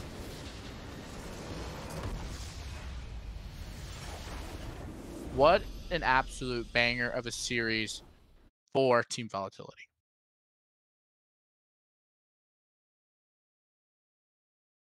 You called it. It's gonna be a 3-game series. You're dead on. Dead on accuracy. Dead on. I don't miss. I actually pinned something by accident. By accident. I pinned something, and I don't know how to. Oh, I got it. I unpinned it.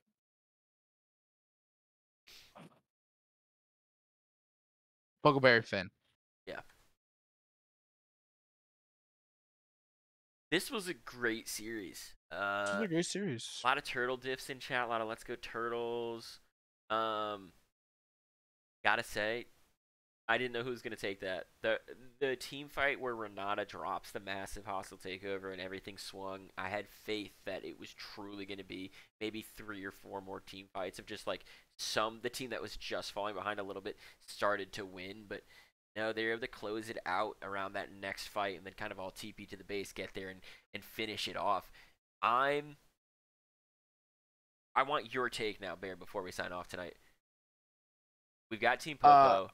We've got Project Team Volatility. You know, I was on the fence this game. I didn't know who I wanted to win, obviously. I love both teams, but now that it's a clear definitive winner is there, I'm going Project Volatility to the moon. To the moon, baby. Okay. Big ups. Who are the people to watch inside of those series? GGG Turtle. I said it before. I think he's the best player in financial right now. Youngster Joey making these incredible plays. Derange played super crazy. Yeah.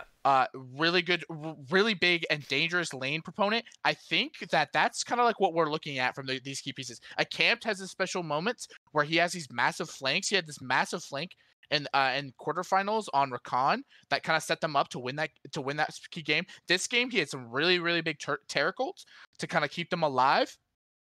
I think that this is a really good team. D Brownie pumped out a lot of damage, did his job, scaled up as best as he could, and he was able to even if Zodiac got those like little leads that he had, right, they did fantastic.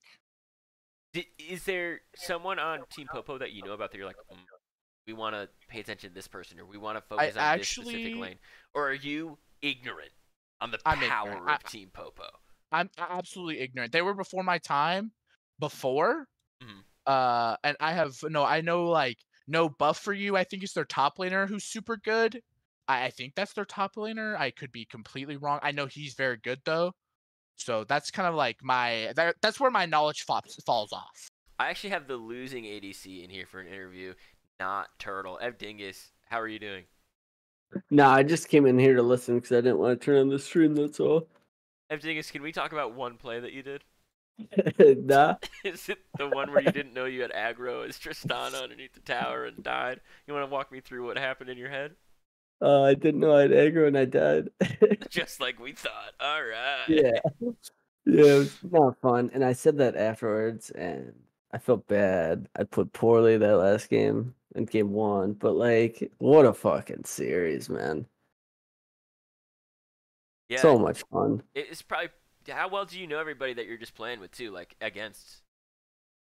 We know them pretty well. I know a few of them pretty well. Where like we've played or like just general games or whatever. But super cool dudes. Obviously rooting for them in the finals. Holy shit! I told them that was like probably top 3 LBLCS series I've ever played, which is I've been around. You know what I mean? That was an intense series, dude. So much fun. We also have the other ADC. I have Turtle coming Yeah, in. no, he's not as good though. So like he should He's in the probably chat. leave, He can right? hear Like you. no, but like he's not as good, right? He should Hey, leave. All right, nah, one more thing. I only have my moments. That's it. Wait. I'm gonna leave. GG's. What a series. Big shout out to my boys because they played awesome and I kind of trolled them and I feel a little bad. Have a great night. Thanks. LBLCS. Dingus, please don't listen to the cast. I was not kind to you. And Diet Coke.